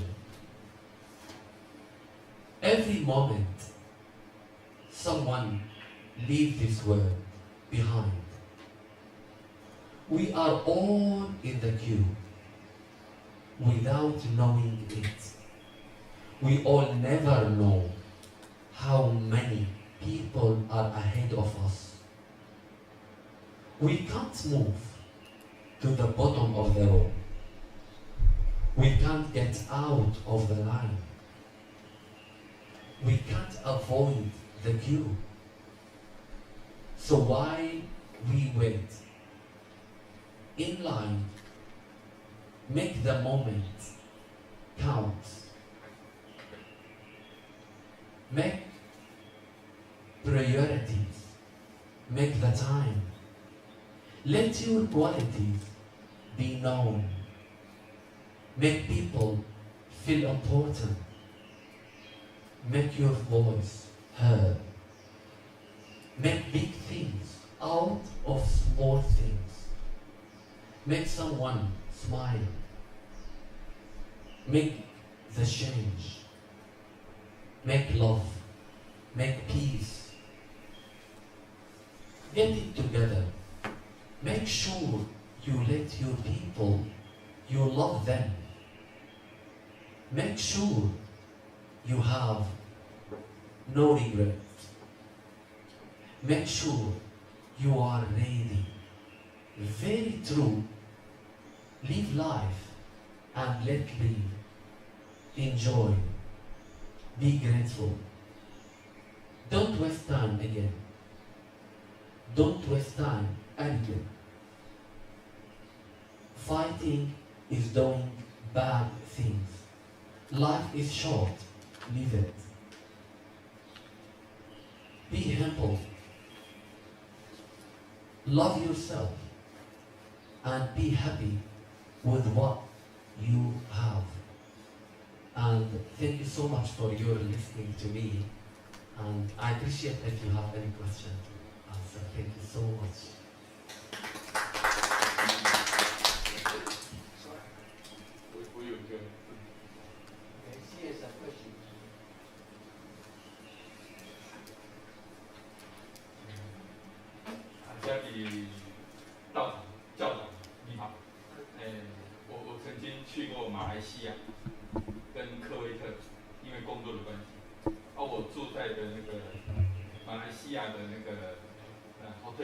hotel 对面，就是一个很漂亮的蓝色大教堂，非常漂亮。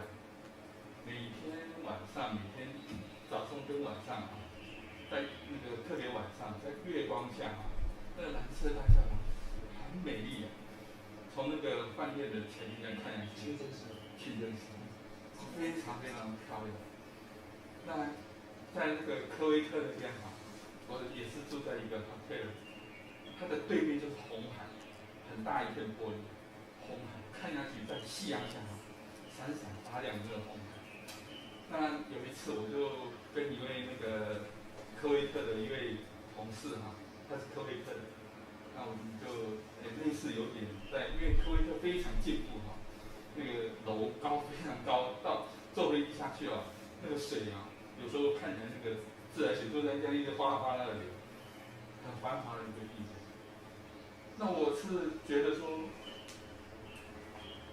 应该是非常，这个世界应该是非常平和，因为坐在那个地方的时候，在科威特跟那个马来西亚的时候，我站在那边听那个刚才教长唱的那个歌唱那个歌，其实我觉得非常的平静因为每天早上我听到那个歌的时候，我也是觉得心情非常非常的安静，整个人就好像有点进入那个很像禅的那种状态，非常非常的安静，非常非常的舒服。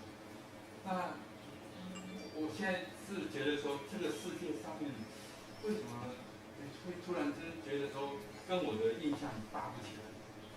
为什么在东那个地方，我去到那个科威特那个地方是应该是很温和、很温暖的地方，为什么现在他们之间那个彼此之间回教之间为什么会有征战？当然，佛教这里也是有我是想说，教长是不是有什么方法可以让这个世界重新再回到过去那个像阿拉伯世界那样的繁华？因为我们曾经在读过历史，也知道阿拉伯世界是非常非常的美丽，非常非常的繁华，人之间彼此之间也是很好。因为我跟那个阿拉伯那位同事在一起，当然是在阿拉伯是不能喝酒的，要不然我们如果说可以那个时候在一起，可能就是把酒言欢的但是我是觉得说，这个世界是不是应该是跟教长刚才唱歌那个样子，可以让我们心情大家都非常的安静平静，即使工作起来，我们在一起工作的时候也是非常的愉快，不会有任何的那个彼此之间的那个争执，让这个世界能够回到那种完全是无争的状态，就跟刚才教长写的那个原谅就是自由自在的意思。我是一直很期待的说，那个阿拉伯世界跟其他的世界都一样，都是完全无争也无讼不管是什么教都好啦，佛教啦、基督教啦、那个伊斯兰教，彼此之间就是可以水乳交融、平和的相待。我们先把教放到另外一边去，大家就是像兄弟一样，这样子互相的拥抱，是不是会更好？这是我的一个问题，也是一个想法。我是真的听到那个教长那个声音，让我觉得好舒服哦。Actually, amazing question. It's not just a question. More the time, when you ask a question, you can, imagination this question with your words, then you choose your own word. But if some question have life in this question, so like spiritual thing. So I feel this thing with your question. Thank you so much for your question. Actually, I need to say something about the Quran before I start. The Quran is around 6,400 pages. Each page have 15 lines. 15 lines. So we can't count how many, but from our Prophet, when the Quran revealed to him, start write every chapter who revealed, which revealed for Rasulullah sallallahu alaihi wasallam. So each verses have written while revealed for our Prophet Rasulullah. Then from that time until now, generation to another generation, they do the Quran by heart, not just reading. Like Ustad Muhammad Habash, he know all the Quran by heart, and not allowed even to do mistake with the accent, with the pronunciation. Everything have 100% how revealed from the God. Because in Arabic, very important to do the quality of the letter and the pronunciation at the same time. Each letter in Arabic, we have quality and pronunciation. So as you see me, my pronunciation in English is very difficult for me because I've been there 8 years. So, but in Arabic, you have to read properly, like how I read and how Sheikh Muhammad he read. So, your question, you have experience with listening to the Quran, and this is very good opportunity. The God maybe sometimes put us with some situation to think about. And all our duty, I came here to hear something about your religion. It's nice to know each other. Then I came here to let you know something about my religion. Maybe interesting for you, maybe not. But all this guidance comes from the God for you. Something happened for you, then you get this experience. So the Sheikh in the Kuwait who recites Quran, and this is maybe some people they have nice voice, maybe some people doesn't have nice voice. So we can't add the spiritual 100% for every voice, but the holy word in Arabic is actually have spiritual. Even you listen to the Quran, you read normal, have spiritual word, spirituality with this word. And this, not just me, I have experience. When I came to England, we have some organization, they help people, refugee people. At that time, I went to events. then the owner of this event, he invites me to do anything. He knows my voice is nice. Then he invites me to do anything. Then I swear in the of God, I start reading Quran. And my voice, like 7 years ago, was good. I go to traveling 21 hours to get Taiwan, and I get very tired every day. All my time is changed. It's actually very difficult. But I appreciate this opportunity. Put me with this nice, mashallah, face. And I'm very happy when I saw you. You are extremely exciting with what I talk. And this means you actually, you have, I say, and Ustaz Muhammad, we did something a little bit, then you have to continue with your knowledge, not us. You have to think about that. See some YouTube. And the internet, it doesn't, you can't see anything through the internet, YouTube, all these things. So, at that time, was like 100% with this event. I start, first I do the adhan. Do you know the adhan? Adhan, anyone knows this word? Adhan, as a Muslim, we have to pray every day 5 times. Yeah, you know, because you know about Islam. Yeah, this, before the adhan, before the prayer, we have to call the people to come to the mosque. And this we call adhan.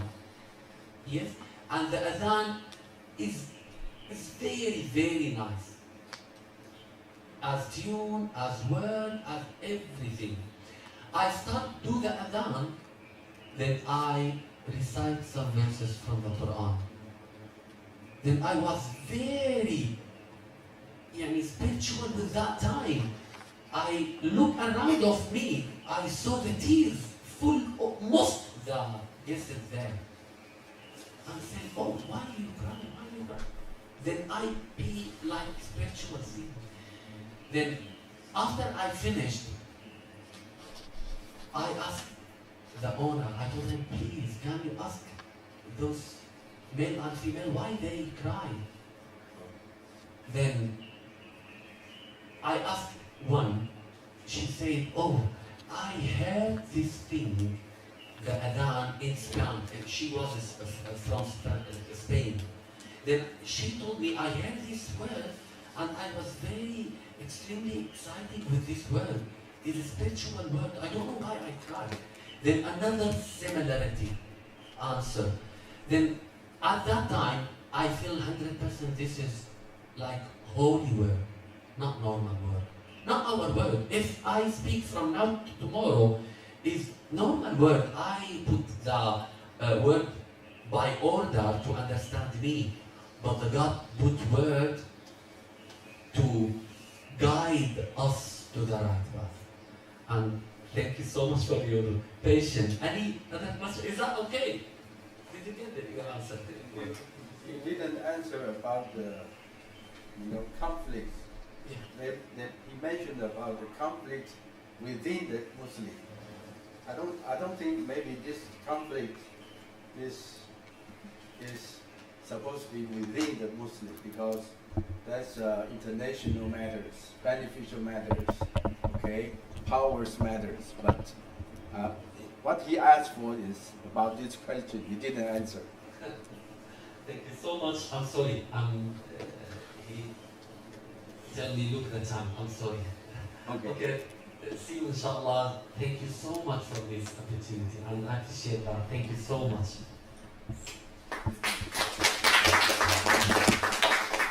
So let's have 5-minute break.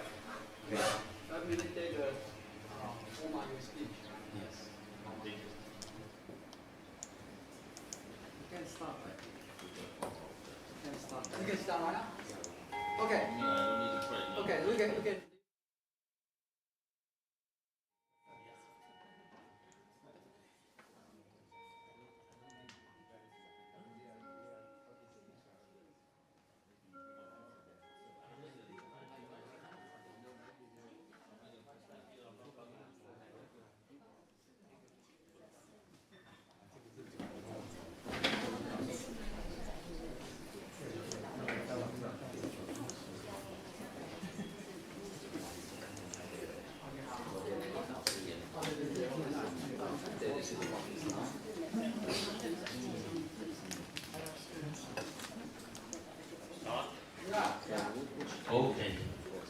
Assalamu alaikum, good evening everybody. I think that it will be a little bit different. I cannot talk while I'm sitting, so you have to look at me, just keep moving.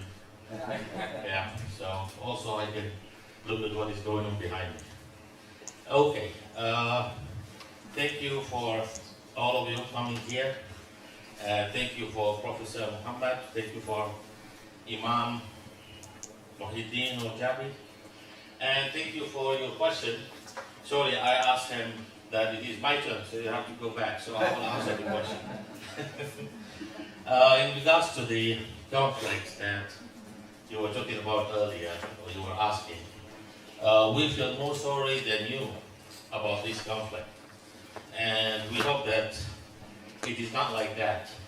However, sometimes things don't go the way how you like, and sometimes all what you have to do is just to say something and leave, because not everything can be done by talking, and when you are not really ready for debate or for argument, then you prefer to leave. However, we hope that one day people, or let us say Muslims, they go back to exactly what we were listening about, the reciting, about the Quran itself, then everything will be solved by itself.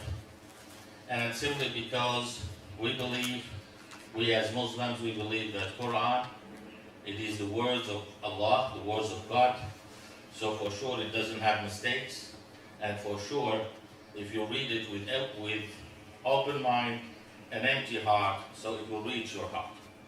Then you will feel this peace, and you will really understand what is really the message from Allah. For me, what I'm going to talk about today is something that is a little bit different from what you heard today, which is that things about Islam in the practical way. So, freedom in Islam. Because a lot of people, they think that Islam doesn't have freedom. You know, like the man can get married to 4 wives, no matter the wife agrees, doesn't agree. The man is like not allowed to ask things about God, not allowed to ask things about religion. And it's so easy to go to hell, you know. Whenever you just make God angry, then you are in hell. So today I'm just trying to show things, or to unveil things about Islam and what is the reality, how we Muslims, we accept Islam in the way it is, and that it is not really how a lot of people they think. So I just catch three topics today about freedom because of the time, and I think that like Hannah, she is familiar with what I'm saying, so she is even writing before what I say. So she knows what is inside, so she even writes it faster than what I talk. So we start about the first part, which is women in Islam. Okay? Now, a lot of people, they think that woman in Islam, she is a material. She is just like the chair or the table. I heard this before a lot. Maybe you feel strange that, oh, we don't know about this, but for us, we know. A lot of people, they think that woman in Islam, she doesn't have opinion, she doesn't have the right to talk, she doesn't have the right to go out alone, she doesn't have the right to walk on the street the way she likes, she has to cover everything. But actually this is not the correct way how Allah, God, told us about the female. So we go through some things about what Allah told us about the female. If we go to Quran, and if we start to read Quran carefully, we will find that whenever there is something related to life, then Allah says Dhakar and Untha, male and female, male and female. And there are some rules related to females that they have to know their rights, they have to know who are they. So even we have one full chapter in Quran, which is chapter number 4. The name of that chapter is the chapter of female, of woman. So it has a lot of details. What are their rights? What are the rights of the female?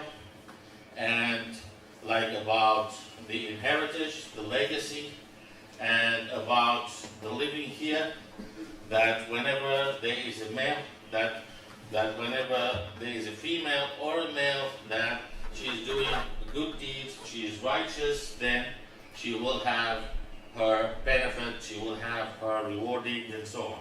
Is there anyone to move this? Anna, are you moving? Or? Yeah. So, for example, this is one of the verses. I have to move. This one. Okay. Yeah. Yes, I know. This and this. This is next, and this is go back. Okay, so this is go back. All right. So, for example, this is one of the verses in Quran that Allah Ta'ala is telling us that whoever is doing something good, male or female, will get the reward of it. It's very clear. So, it is not only related to male. It is not that the female is out of this. And, for example, this is talking about the legacy. Because, like some people, they think that, okay, the woman, they don't have the right to get the legacy. And some people who know something about Islam, then they say that in Islam it says that male should get double of the female. But actually, if you read it carefully, and if you study the legacy, for example, details, you will find that there are many different ways or many different conditions. The female even takes more than the male. So it is not just take it as it is. It is that we have to read it carefully and we have to understand it. Then we will know that no, it is not what people think when it comes to the woman. Here, this is something like a little bit interesting. This is in chapter 20, that this is when Allah Ta'ala is talking to Adam. You know, for us, we believe that Adam and Eve, they were living together in paradise, in heaven. And then they ate from the tree. No matter whatever the tree is, people they say apple, people they say grape. It's not our debate here. What we want to say is that, see, in this area, in Arabic it is clear, in English maybe not very clear, but in Arabic it is very clear that Allah Ta'ala is telling us that He warned both Adam and Eve, don't eat from the tree. But it is very clear here that min al-jannati fatashqa, this, that who will get the trouble if both they ate from the tree? It is Adam. It is the male. So it is that sometimes the male has the responsibility over the female, that sometimes he even has to pay for her fault. And like, if we read it then like this, we find that it has kind of discrimination for Adam. But actually no, it is the responsibilities on Adam over Eve. That if this happened, and if you go out, if you are kicked out of paradise, if you go to earth, then you, Adam, you will be the one who will be suffering.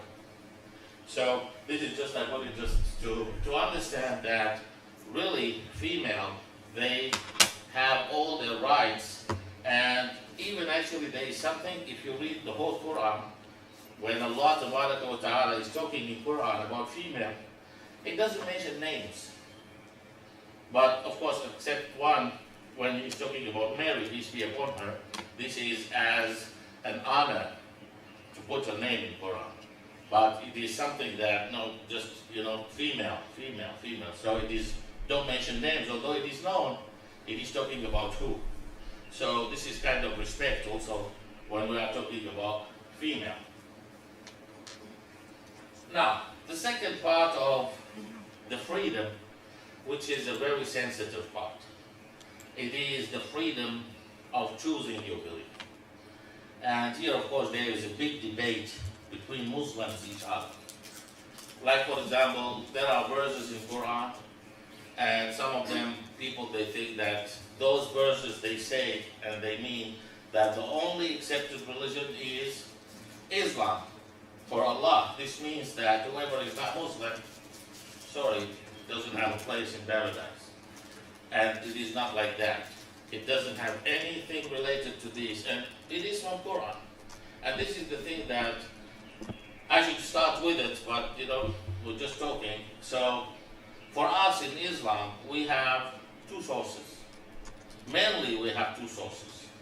And why am I saying two sources? Of course, when you study deeply, you find that there are more than two sources. But in general, we have Quran, which is the holy book from Allah, and we have Hadith, which is what the Prophet Muhammad said or did or accepted. Other than this, when you say that Imam said this, that scholar said this, and so on, all what you have to do is to show it to me in Quran or in Hadith. When you say the Imam said this, then I say, with all my respect to this Imam, if it is not in Quran, then I'm not forced to accept it. So what I'm bringing you here is things from Quran, so it is very clear. Now, a lot of people, they will say this is not correct. A lot of people, they say that no, you are just being nice to non-Muslims. So then we start to keep going to show that no, it is not my words. It is what Allah says in Quran. This one, for example, this is chapter 2, and verse, I guess, 2, 5, 6, yeah, good. And this is very clear that Allah Tabaraka wa Ta'ala is saying there is no forcing in religion. La ikraha fi din. What does it mean? It means that there are many religions and you go and do the shopping. You study it, you check it, and then you decide. So la ikraha fi din, it means there is no forcing in religion. Yes, Allah Tabaraka wa Ta'ala make it clear. He said the right thing is clear and the wrong thing is clear. But He didn't mention anything about any religion. So it means that all what we have to do is, once we believe or we feel that there is a creator, we have to search and study to find this creator.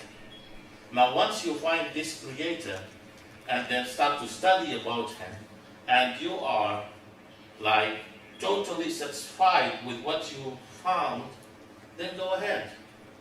But don't blame anyone if you found later that you were wrong.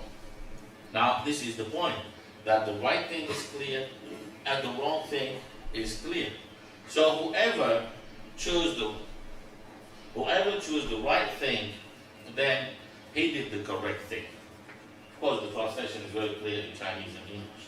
So why am I saying this? Because when somebody tells you that, no, you Muslims, you say that this is the only religion that is accepted, and this is the only belief, then we say this is what Allah says here. Because there are still some, they say that if you don't accept Islam, then I have to fight against you. No, it's not my business. It is between you and your Creator on the Day of Judgment. Whether you believed in Him or you didn't believe in Him during this life, it is not our duty. And yes, we are working on introducing Islam to people, but we're not forcing anyone to believe. What the messenger Muhammad, the Prophet Muhammad, peace be upon him, what was his mission? It was not to force people to become Muslim. It was to introduce people to the correct Islam. It was to tell them about his message. And that's all. And even it is clear in Quran that Allah Ta'ala told the Prophet that this is your mission. This is your mission. What you have to do is just to tell them what is happening, to tell them about the message, then they choose. Now, we go to another ayah, another verse, which is in chapter 18, I think. Yes? Oh, we are here. No, this is chapter 18. I don't know. Yeah, what is his name? I don't know. Maybe it's chapter 18. And this is another thing that also Allah Ta'ala is saying, وَقُلِ الْحَقُّ مِنْ رَبِّكُمْ فَمَنْ شَاءَ فَلْيُؤْمِنْ وَمَنْ شَاءَ فَلْيَكْفُرْ. You, the messenger of Allah, you say that the truth is from God, from your Lord. Whoever wants to take it, whoever wants to believe, whoever wants to disbelieve. And there is something actually clear in this ayah. What is after this? Inna a'tadna lil-zalimin nara. We, it means Allah. I am going to punish those who were wrongdoers. So it is God, not we. So we are not in charge of judging people here. We are not the judge here. No, we are only messengers. We are only an agent of the messenger. We are only a representative of the messenger or of God, just to let people understand what is our religion. That's it. And this is the main reason why we are here. This is the main reason of our center. It is not to preach. It is not to try to convince you to become Muslims. No, it is just to let you understand what is our religion. It is to let you understand that we have nothing against you, at least in this life. We are not talking about the hereafter. So we are not here to debate. We are not here to try to convince you to become Muslims. No, we are here just to let you understand what is the real Islam.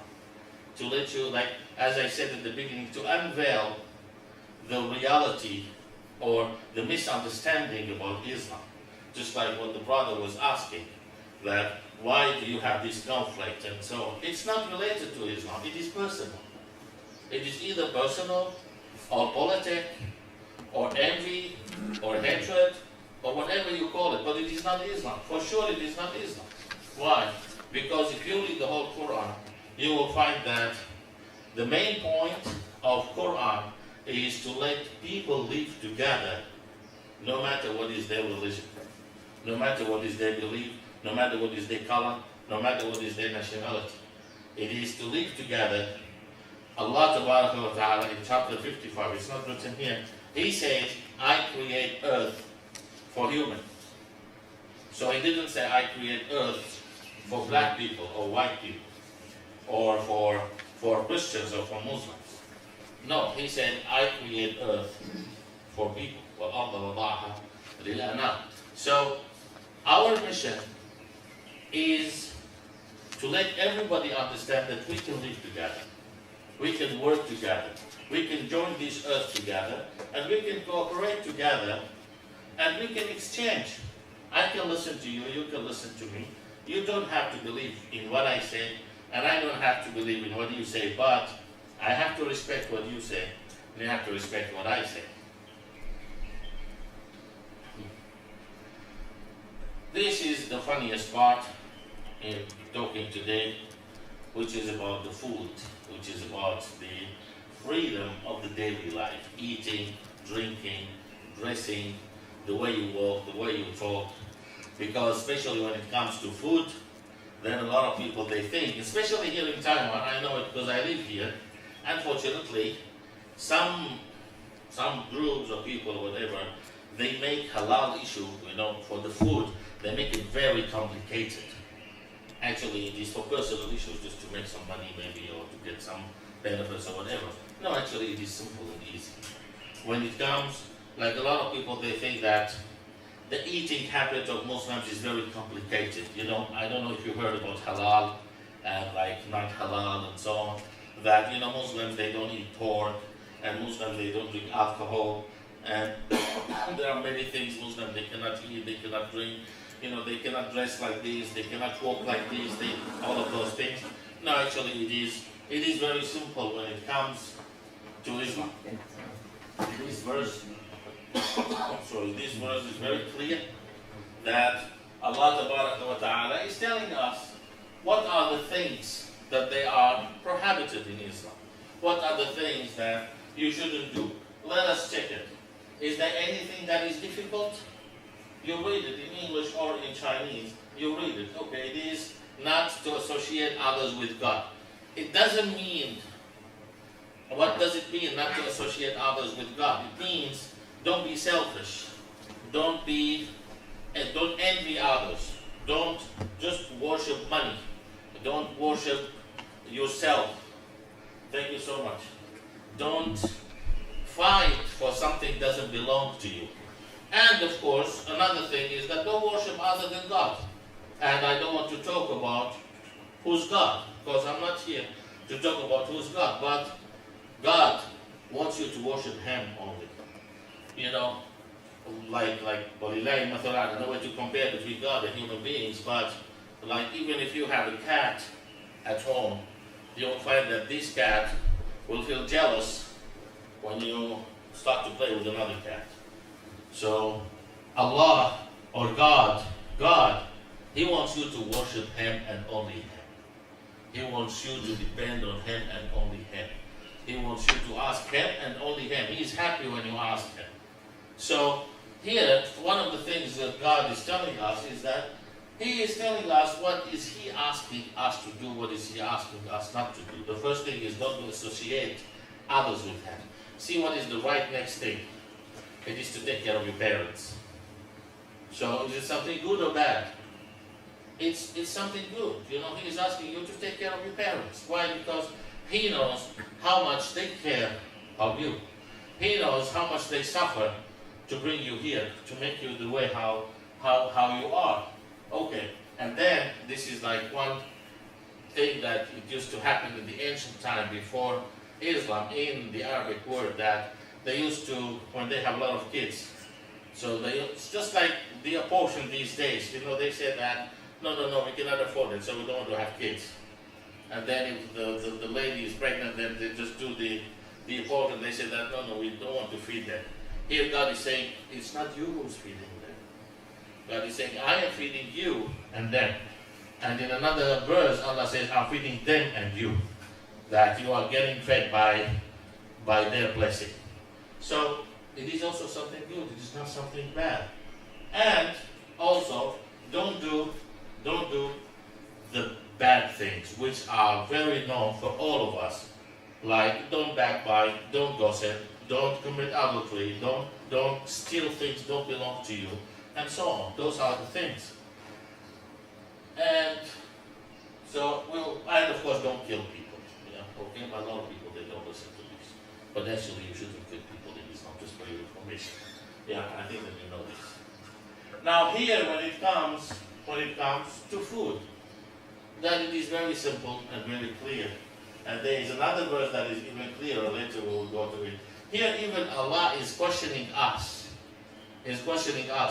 Who give you the right to say, to prohibit things that I didn't prohibit it on you?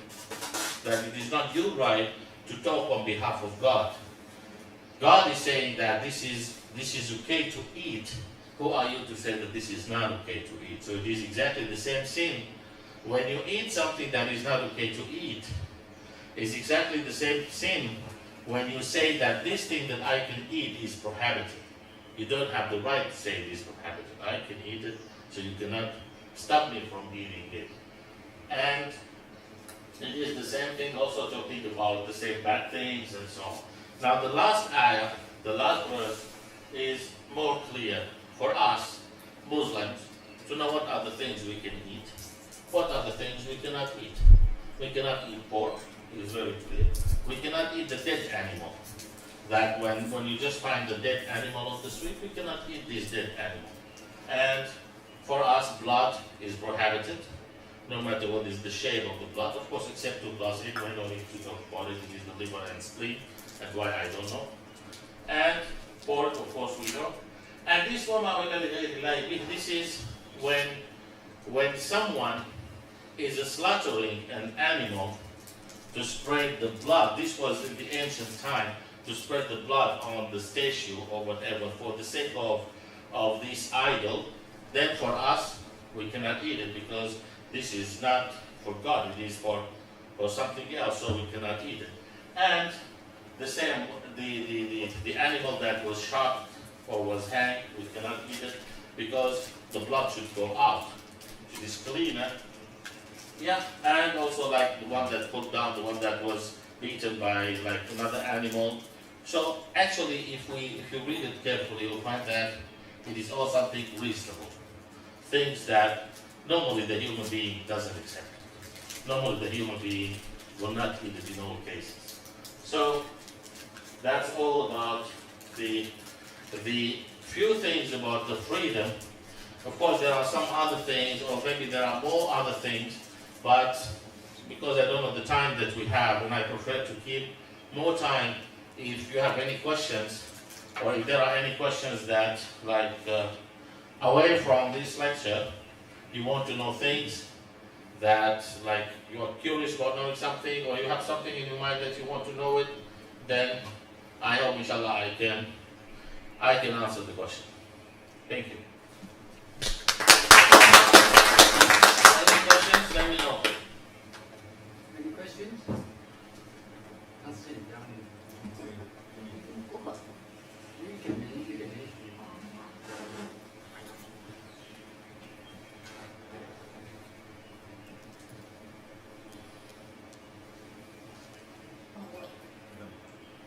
是要问哈，那个就是上个月啊，那个就是我们学校一个学生啊，大学生，在那个头城海滩被海浪卷走嘛。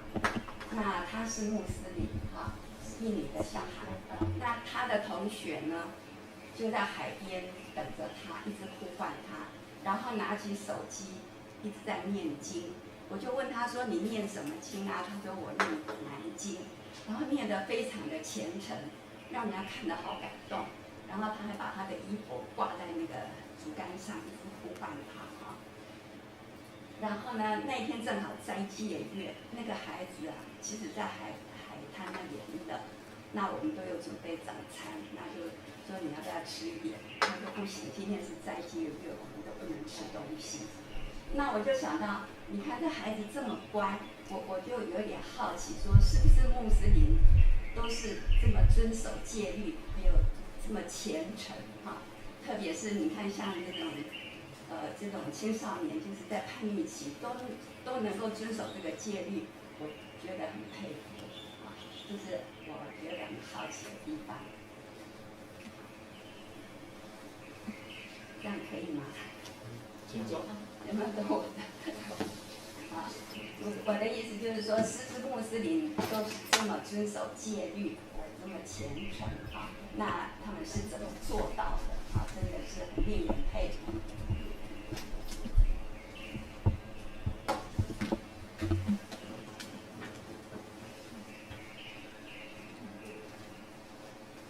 Okay.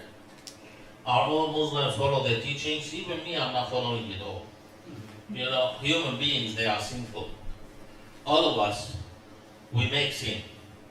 And none of us is perfect. And this is why many of the names of Allah Ta'ala, as what Imam Jabi said, is the most merciful and about forgiving and about mercy and so on. Why? Because we make sin. So, but who's practicing, who's not practicing? This depends on the deepness of your belief. This depends on the strength of your belief. This depends on the level that you reach to your belief. And of course, Muslims are in different levels. And like, for example, according to what your question, it seems that he refused to take the food because he thinks that he cannot eat this food. Is this what you mean? Because during Ramadan. During Ramadan. Okay, if I were him, I would take it and just wait until it is the time to eat and eat it. And why am I saying this? Because it is nice to follow the religion, but it is nice also to follow the religion without hurting others. So, with all my respect, of course, to that student, what I want to say is that there are still ways, always, there are still ways to follow the religion and to be nice to people. So like, it would be easy, just take it and okay, just take it and thank you, and then wait when it is Maghrib, then we'll eat it. And even if it is not halal, even if it is pork, I still can take it and give it to somebody. Why do I have to show you that? No, I only eat this food. And no, don't offer me something. Why do I have to do this?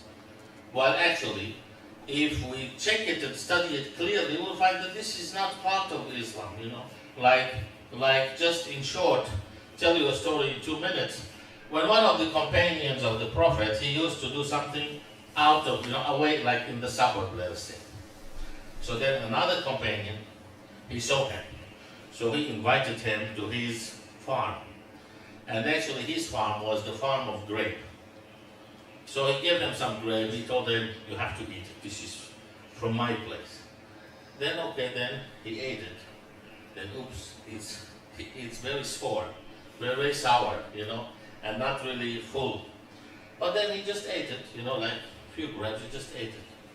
And the next day, he passed by, because he's doing things there, they can catch him again. He said, eat from my grape. It is sour, but anyway, he just ate it. Then the third day, what to do? Then he gave it to him, eat it. They said, no, you have to share with me. You have to eat with me. If you don't eat with me, I will not eat. And then the owner, he just ate one, then he spit it out. He said, what is this? It's so sour. Why are you eating it? Why didn't you tell me? So he told her, I was looking at your face, how happy you are when I was eating your grape. So I would not destroy this enjoyment for you. So, okay, what happened? You ate it sour, so what? So there are always things that you can learn how to be nice to people without destroying your principles, without changing your belief. So, of course, I I appreciate what that student did, but yes, there are some Muslims, they are doing their best to practice, and some Muslims, they just do whatever they can do, and whenever we are working, then we are mistaken. Whenever we are doing more, then we have more experience, but at the same time we have more mistakes, and we learn from it, and we just remember that Allah is the most forgiving. Other questions? Yes.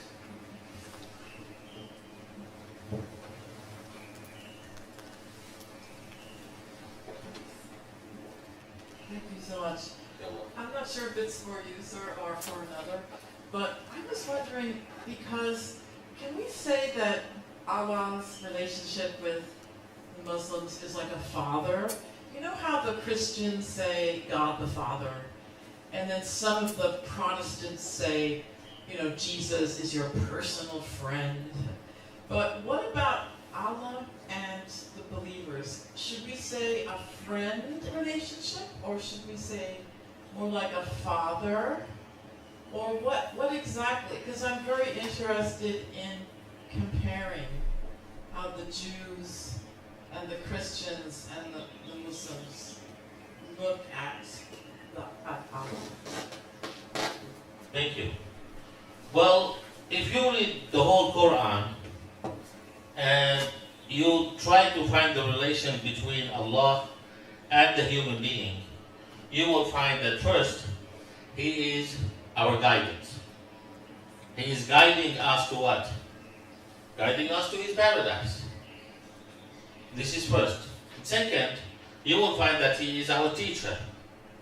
For example, in chapter 2, Allah wa ta'ala says, you obey me, you be righteous to me, and I'll teach you. And I'll guide you. If you read Quran, you will find that وَالَّذِينَ اهْتَدَوْا زِدْنَاهُمْ هُدًى, that whenever you choose to be guided by Allah, Allah will guide you. And even in some other ayahs, you find that Allah, He is the one who stopped first. So He shows you His way, and then once you choose it, then He will keep going with you. Now, the Prophet Muhammad ﷺ, he already said in one hadith that all creatures are the kids of Allah, but it doesn't mean the blood kids, of course. It means that He's taking care of them. It means that He is guiding them. And even when the Prophet Moses, when he was asking Allah, for us we believe that the Prophet Moses, he used to talk to Allah directly, without an angel between.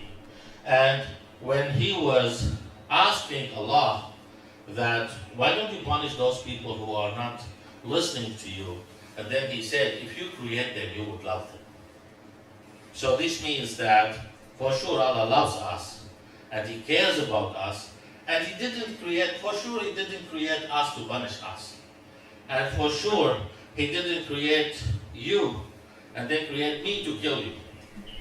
And for sure, He didn't create both of us to put one of us in hell, one of us in paradise. And this is actually one of the parts of the question that someone asked earlier about that we believe in God or we believe in karma or the things is that for us, we believe that God created us in a perfect way because He loves us. And He created the earth in a perfect way that suits us. Otherwise, you just think about it. Imagine, for example, if God created us with one hand or with one leg. For example. So it's so easy for Him to make troubles to us. But He didn't create us to make troubles to us. He created us and He showed us all the ways, to all of us, to everybody. He shows us the way how to reach to Him, or at least how to be satisfied and how to satisfy Him before we need Him. So yes, He is our guidance, He is our God, He is our lover, and He loves us for sure more than we love Him. And He is guiding us, and the most important thing is that once you ask Him, when you ask Him and you are sure that He will reply you, believe me, He will never let you down. He will reply you and He will guide you. Try it and you will see. Any other questions? Yes, brother. Well, the way you answer, like, you know this Islam, you answer that question. But as a believer, I heard this question is, why can I say Allah, call Him Father? You can call Him Father. I didn't say you cannot call Him Father. Yeah, but you can call Him friend. But as like I am a Muslim. Yeah. Before I just follow this, what my parents do. Okay. They taught me about Islam. Yeah. Okay. They will not teach me that's your father. Yeah, it is not hurtful. No. I'm just trying to let you know. As a Muslim, 55 years, I'm doing all the same. But after I study Islam, it's different than you just practice as what your parents show you, can teach you, okay? Yes. And after I try to read it, try to study it, be honest with you, I will not call Allah Father. Yeah, okay, now this, let us say this, we call it love. Okay? The thing is... Not only love. I'm afraid of Him. Okay, so if you are afraid of Him, then this means that you need to study more. Yeah, sure. Yeah, and I'll tell you why. I love Him, sure. Yeah. I'm afraid of Him is, I'm afraid of I miss any guide, I did something, I'll lose some good in the the next life. Okay, now let me correct this for you, which is good actually, like in front of everybody. Allah wa ta'ala says, in chapter 7 I guess, He says that those who believe, that those believers, الَّذِينَ إِذَا ذُكِرَ اللَّهُ وَجِلَتْ قُلُوبُهُم, that those, when they hear the name of Allah, وَجِلَتْ قُلُوبُهُم, their hearts become big. But let me tell you, what does this mean? What is wajal in Arabic? Wajal, it means fear with love. How do we combine fear with love? وَلِلَّهِ الْمَثَلُ الْأَعْلَى. We cannot compare with Allah, but let me give you an example.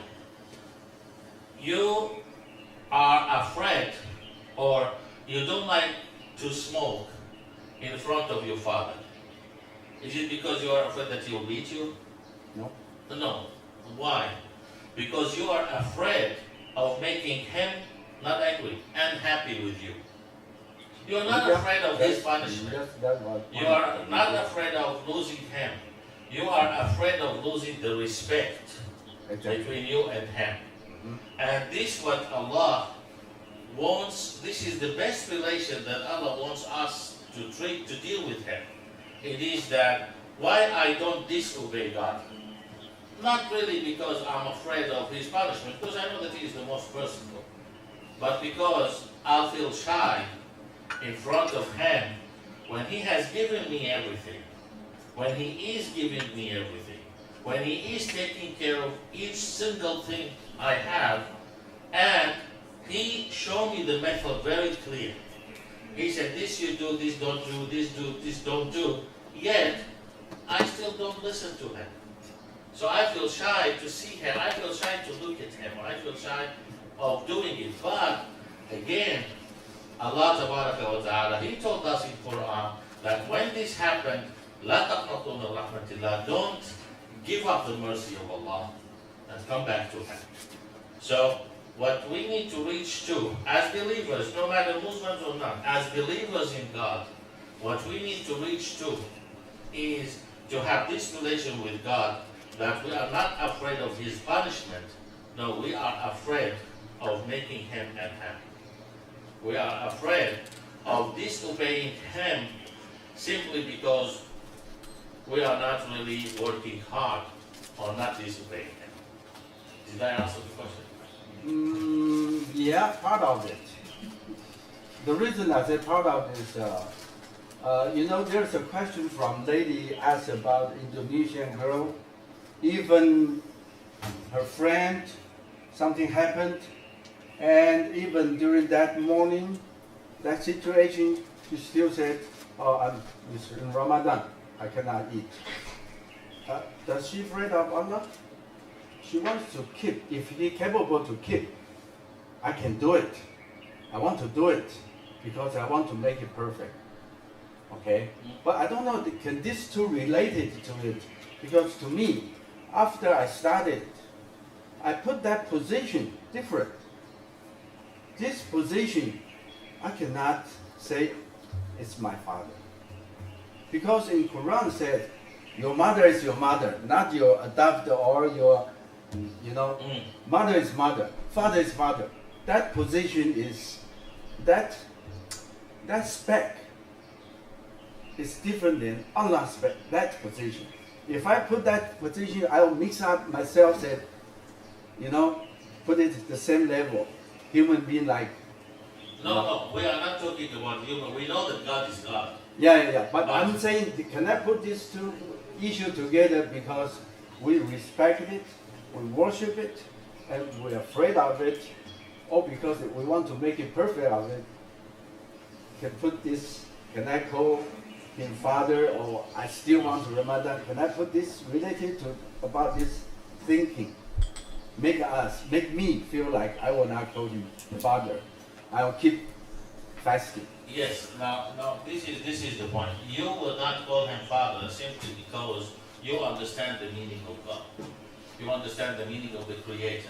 You understand the meaning of worshiping the only God since you were born. Okay. But for example, for the sister, she is asking. You're Christian, right? Buddhist. Okay. So. Were you Christian before, or did you study something about Christianity? Because you were asking about Christian, yeah. So the thing is that when you are coming from a different background, then you have to understand the different background. Like as Buddhist, you don't really, let us put it in this way, as what before we had it, you don't really believe in God. So then when I say that no, He's not Father, He's nothing, He's just God, they don't care, forget it.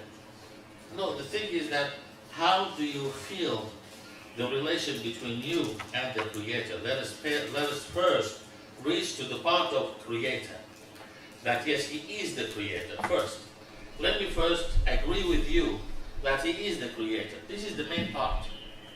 Because if you don't believe that He is the Creator, so this is another issue. Okay. If you believe that you came here without creation, this is another issue. But okay, first let us agree that yes, there is a Creator. And then what you call Him at the beginning is not a problem. You call Him the way you like, at least you believe that He is the Creator first. And then let us study the relation between you and this Creator. And then once we study the relation, once this relation becomes bigger and bigger and bigger, at the beginning, of course, with like different example, at the beginning you have someone in the school, just look at her, she looks at you and so on, and then you have like kind of a friend, and then like kind of a girlfriend, boyfriend, then fiancé, blah, blah, blah, so relations goes step by step. So the relation with God also, it can go step by step. But first, what is the first step is that He is the Creator. So He is the Creator, it means that He knows everything about me. He knows everything about me, and He is my Creator, it means that He loves me. True. You know, today someone, he make a laptop or he make something, you find his name in every single, you know, like corner. Esos. You know, why? Because it belongs to me, and I'm proud of it. So when you believe that God, He created you, and He's proud of you, He loves you, and He takes care of you, and He is willing to give you whatever you want, then why do you leave Him alone? Why don't you make the relationship with Him better? That's it. Okay, this is not a question, but I'm wondering the way we have this symposium this afternoon, the way we did until now. Is there any not liking what we expect the dialogue we want? Because seems like 70% is we are talking religion. You need to ask our... Yeah, and we also like to know our friend what they think, what the dialogue is supposed to be like. Or maybe there's some suggestion or even criticize, fine with us. Yes, as I mentioned in the beginning, what we know about Islam is very limited.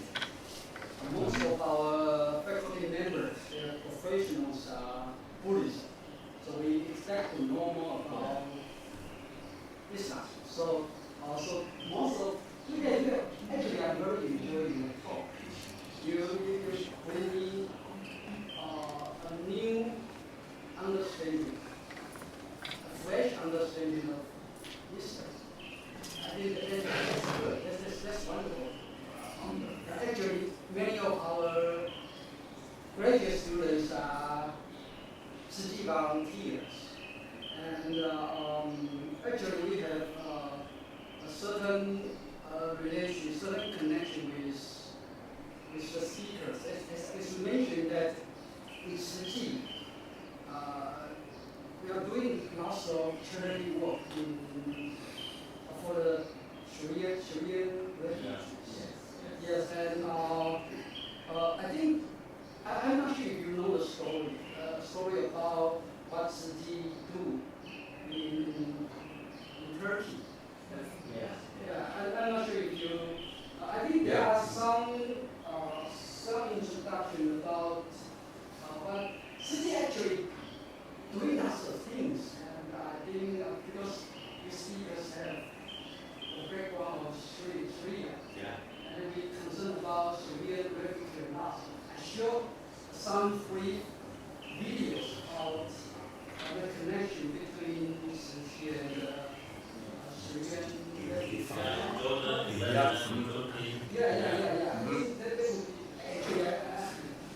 We already told them. We showed them about the Turkish, who is the one, the contactor. I will already told them about that. Just listen is not enough. Yeah, sure, please. You have to watch. Sure. Of course, we like to see. Yeah, this is we build schools for the Syrian students, young kids. This is the recording. Wow.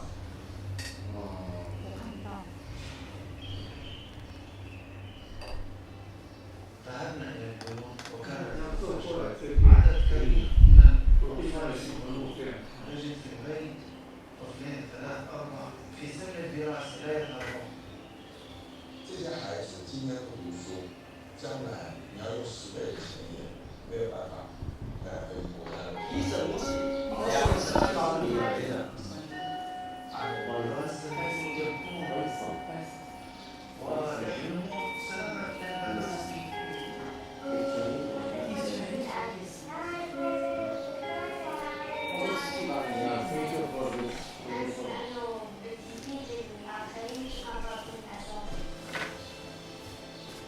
？لأننا نرى التعليم هو المستقبل للأطفال.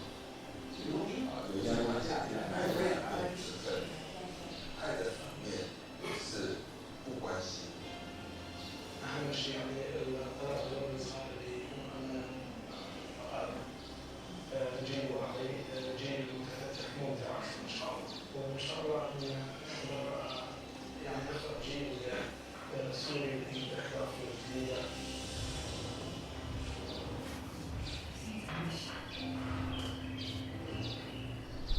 This is something about fundraising. And this is the introduction of the school. Actually, Professor DeVito, you also teach in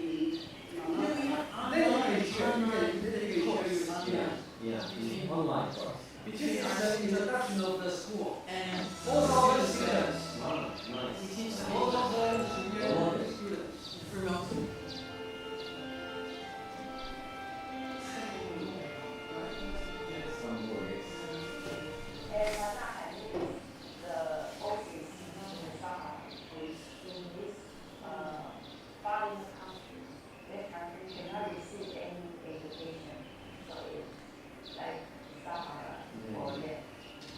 نحن كنا نحتاج مساعدة ولكن اليوم عندنا قدرة نريد أن نكون شخص مساعدة الناس. نحن لن ننسى هذه اليوم كان في البداية هي صعب ولكن نحن نحاول أن نساعد الناس.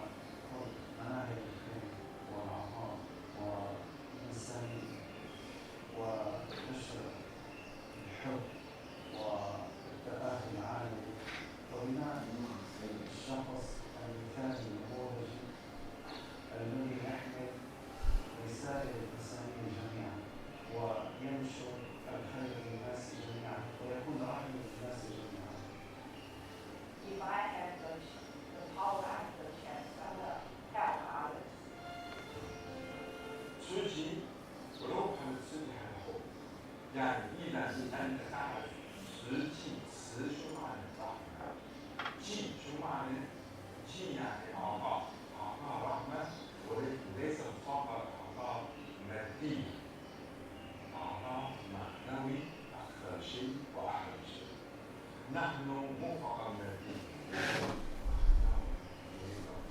يعني كل الناس في عالم يعرف ذلك يعني كل الناس يبقى مع ناس يحتاج مساعدة ويبقى بجانبهم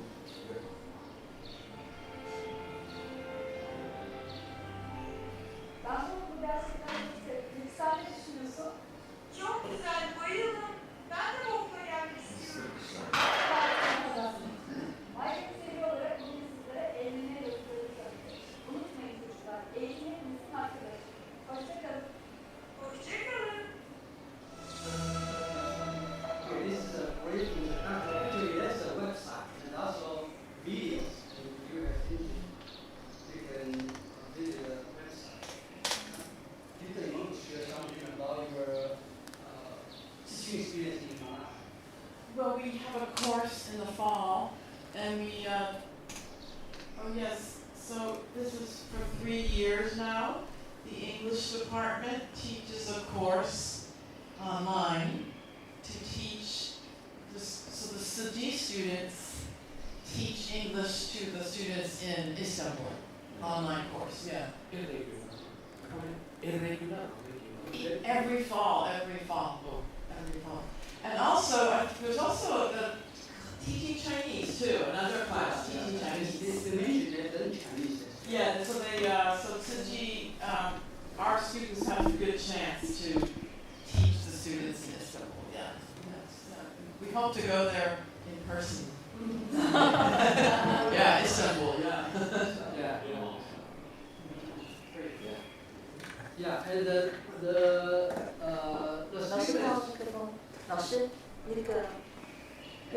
there is the last video. The students show their gratefulness to the Dharma Minister. So that's what the last one. Actually, they are also. But my voice is. My voice is.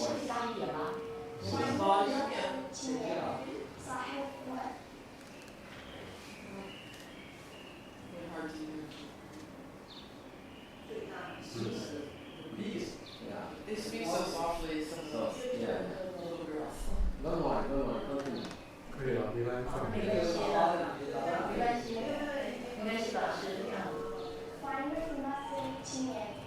صاحب مؤسسة سوريا الخيرية صاحب المبدأ الإنساني بدعمك كنت عم تعلمنا الماضي والمعنوي كنت عم تعلمينا الحب عم تعلمينا التعاون عم تعلمينا العطاء خليتي تسوي تكون رابط مستقبل لأي حدا عطائكم أكثر بكل حدا كان عم يتعرف على سوريا جعلت سوريا تكون هي سفينة النجاة لكل حدا غيران ساعدتونا بكل ما فيكم سوريا مدت إيد العون لكل حدا كان محتاج غيرت حياته مثل ما عليها بنتمنى شيء هيك وهالشيء كمان حقيقي يعني مثل ما كنت عم برسم كل لوحة وكانت عم تتحقق مع سوري حارسم إنه يكون معي لحتى اليوم من الأيام شوفك لازم نتعالج جميعا يعني أنا كطالب استفدت من جمعية سوري كمنحة كدعم مادي ودعم معنوي أشياء كثيرة ما حرجتها بالدراسة اللي أنا عم أدرسها حرج وعوض ويعني ما رح نقدر النتيجة الجميلة اللي انتوا عم تقدمونا إياها بس رح نعمل بكل استطاعتنا بكل ما يطلع معنا شكرا كثير لك وهو الشيء اللي انت بدأتيه فينا وعم تزرعيه بكل طالب وبكل حدا كنت انت يقدر عامله ما حنوقف عنها حنرده ونعطيه لغيرنا وننقل لغيرنا للأجيال اللي بعدنا بإذن الله شكرا كثير لك لوجودك ولوجود مؤسسة سوريا اللي انت بنيتيها وأسستيها. So as I mentioned in the beginning, that He's talking about the professor. Oh, no, the Jamia Master. Thankful for this Dharma Minister.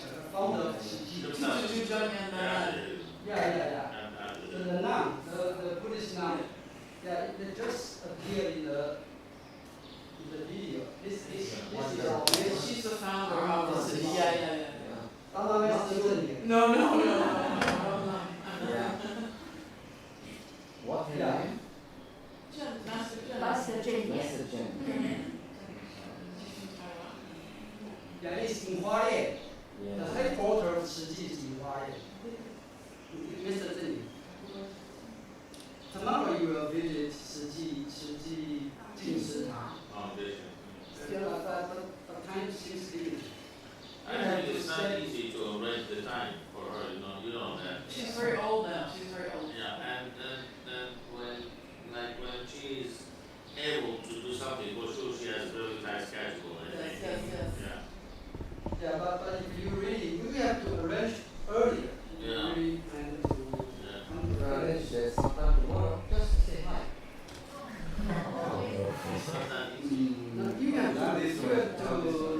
we have to arrange earlier. She's very Sometimes it's just for our spiritual life. Yeah. Find someone just to say hi. Thank you. Because with that. So many. You can text Jinan. I'm not sure because tomorrow is your last day in Taiwan. That's it.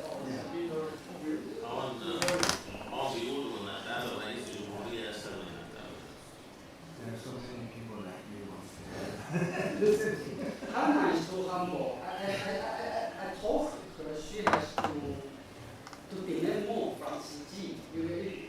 In the beginning, she said, "Oh, we just need to have 1 hour, 30 minutes visit." I think that's, we are very welcome for your visit. 我跟你讲，他们都是3位是叙利亚出生的，对，我他们有一点心意可能要为因为他是下一代去表达一个敬意。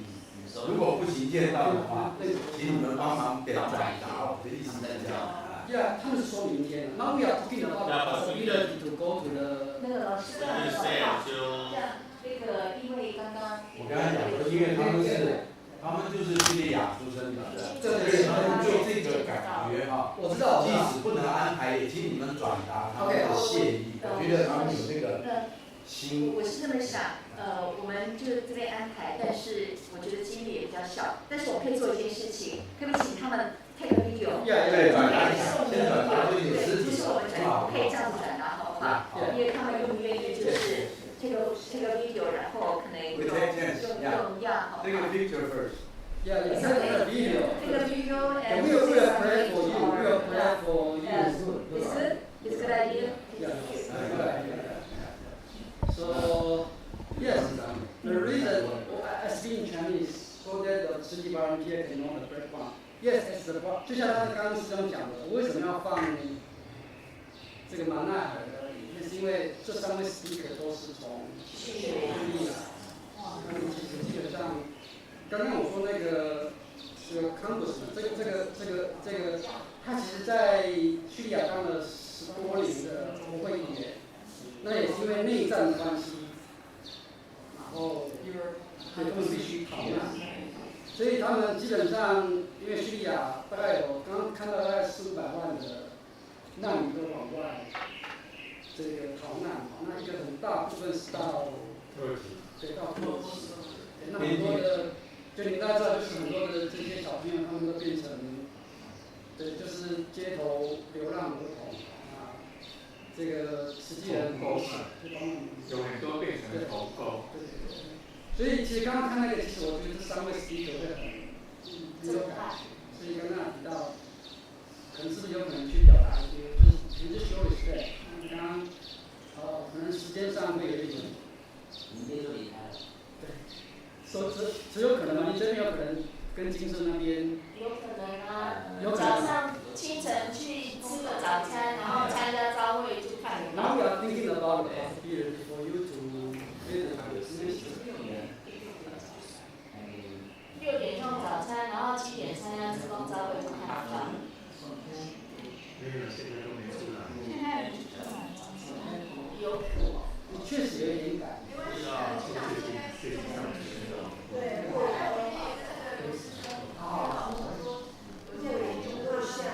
So， 可能就是we ask the possibility and we also record a video. And if 可能先录吧。先录 we made a video first, and we will express your thought. Okay,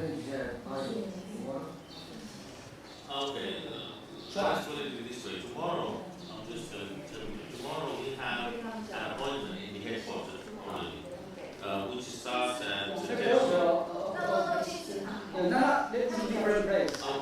so I think that the best way is that, as what the professor said, what we do now is that we take the video, but we still work on the ability. If there is a possibility to say hi, then we are flexible, like coming, still can move from Guardian by, let's say, by 2 o'clock. Oh, before 2 o'clock, because your plane is at night. At night, the plane is at night. Yeah. Yeah, we extra possibility. Yeah, I was keep in touch with Hannah. I was keep in touch with you. 就那个我们在问看。它是最慢到下午2点。对，而且下午2点，you have to leave at 2 o'clock. Yeah, like up to 2 we can stay here. So like we have only like 1 hour in the headquarters, and then we can stay here up to 2 or maybe maximum 3. No, 3 I think it's right. Before 2, not after 2. Yes. Before 2. Yeah, maximum. 好，那就先录嘛，先录。但是我是觉得那这样子好，我们既然是可以最后可以，然后可能就是给他们私下录下来，然后我们看看有没有办法，但是今天对，然后今天有机会做一个小的，对，然后 and then take a video and we try to capture any possibility. We just try If it happens, then okay. Not happen, we already have to be. Yeah. OK， 好，那我们就。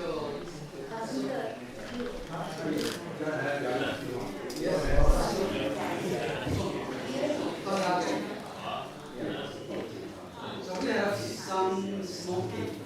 Yeah, but professor has to work. Yes, once again, yeah, I would like to mention 3 points. First, thank you so much for this hospitality meeting and your interest about our message here in Taiwan. The first point is this fantastic video.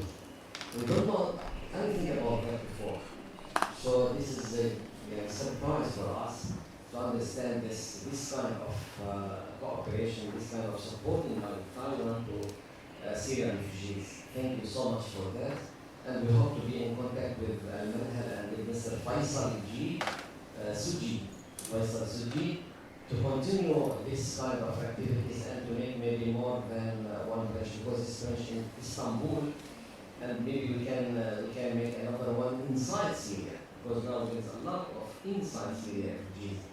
So thank you so much for this point, and maybe we will be in contact, inshallah. Next issue, the second point, I believe, as we find during these meetings, the relationship or the understanding between Islam and Buddhism is still didn't start yet. As I asked the professor, she told me that there's nothing here courses about Islam or to understand more about Islam. But as I told you, that we have, during history, we have a lot of connect between us. But now we need this kind of mutual culture activities. For example, we are welcoming if some professor or some visitor professor will come to United Arab Emirates or to Syria or our lands in Syria to explain more about our relationship, and at the same time we can send a visitor teacher maybe for one semester for some month or 1 month or 2 weeks to explain more about the Islam and Muslim relationship. I believe this will be very, very important. Cooperation between Human Fraternity Center and between your university in this time. Last point, it's sad request or sad issue. You know the situation now in Burma. Yes. We as Muslims in Islamic world, we consider the situation in Burma is a massacre and tragic situation. Maybe we don't know everything about this. I asked Mr. Ibrahim because he knows a lot about that. Maybe we need limited information about that. But I believe every Muslim around the world, especially Muslims in Libya, they need to be sure that this kind of massacre don't relate to Buddhism religion. This is very important issue. Unfortunately, there is some monks, maybe few monks, 5, 6, 10 monks, they get this the dress of Buddhism, and they are talking every day. We have to continue. We have to attack Muslims, and we have to let them refugees to back their Bangladesh. And this is what our religion ordered us, and we have to do something against Muslim refugees. With this situation, you can read every day in media of the Middle East or in the Islamic world. Every day you can find some Buddhian monk who said, yes, we have to destroy Muslims, and we have to withdraw Muslims from their countries and to destroy their countries. In this situation, is it suitable? I believe it's very suitable. If some Buddhian refugees, for example, this university, present a declaration that we are with Muslim refugees in Poland. And according to our faith, according to our religion, we have to support them like our supporting in Syria. This is our message. This is the real faith, Buddhian faith. This is the real Buddhian faith. If any declaration like so, it will be very, very, very important. And we can put it in all media in the news to say that yes, there is radical movement in Buddhism, like radical movement in Islam. With this radical movement in Islam, they killed thousands of Muslims and thousands of Christians and Jews. We witnessed that and we suffered from that. If we find some declaration from any Buddhian university, Buddhian religious leaders, Buddhian center, Buddhian academy, it will be very, very, very important for Islamic society. And to put it in the social media and to see this is the official attitude of Buddhian religion against violence, against injustice, against killing people, and to support like what we find now we're supporting to Syrian people. I hope to find like this declaration. Even any level, it's not necessary to ask this from Prime Minister. It's enough from university, from the college, to say that Buddhian value is the value of tolerance and peace. And those people cannot represent Buddhism. Most Buddhism is very yeah, exactly. I know that. But if you find some paper, but not in Chinese, because they don't understand Chinese, English language, it will be very, very, very, very important. Yeah, very good suggestion. Yeah,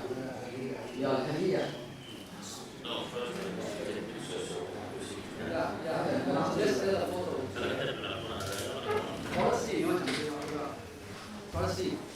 Farsi is a very serious volunteer. He has been a city volunteer for 40 years.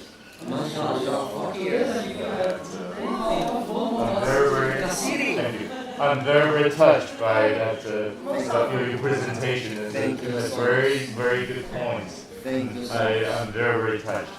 I'm very touched. What we can do together. Many things that we can do together. Thank you so much. Thank you very much. And this is a great presentation. thank you for visiting. Because then I translated, I spent some time to translate it about the school. Yeah. And I was very, very touched also. I think that religions can communicate with each other. Interface and communicate. Thank you so much. 今天的活动到这边为止，我们have a good photo。谢谢大家，谢谢线上的。Can move there.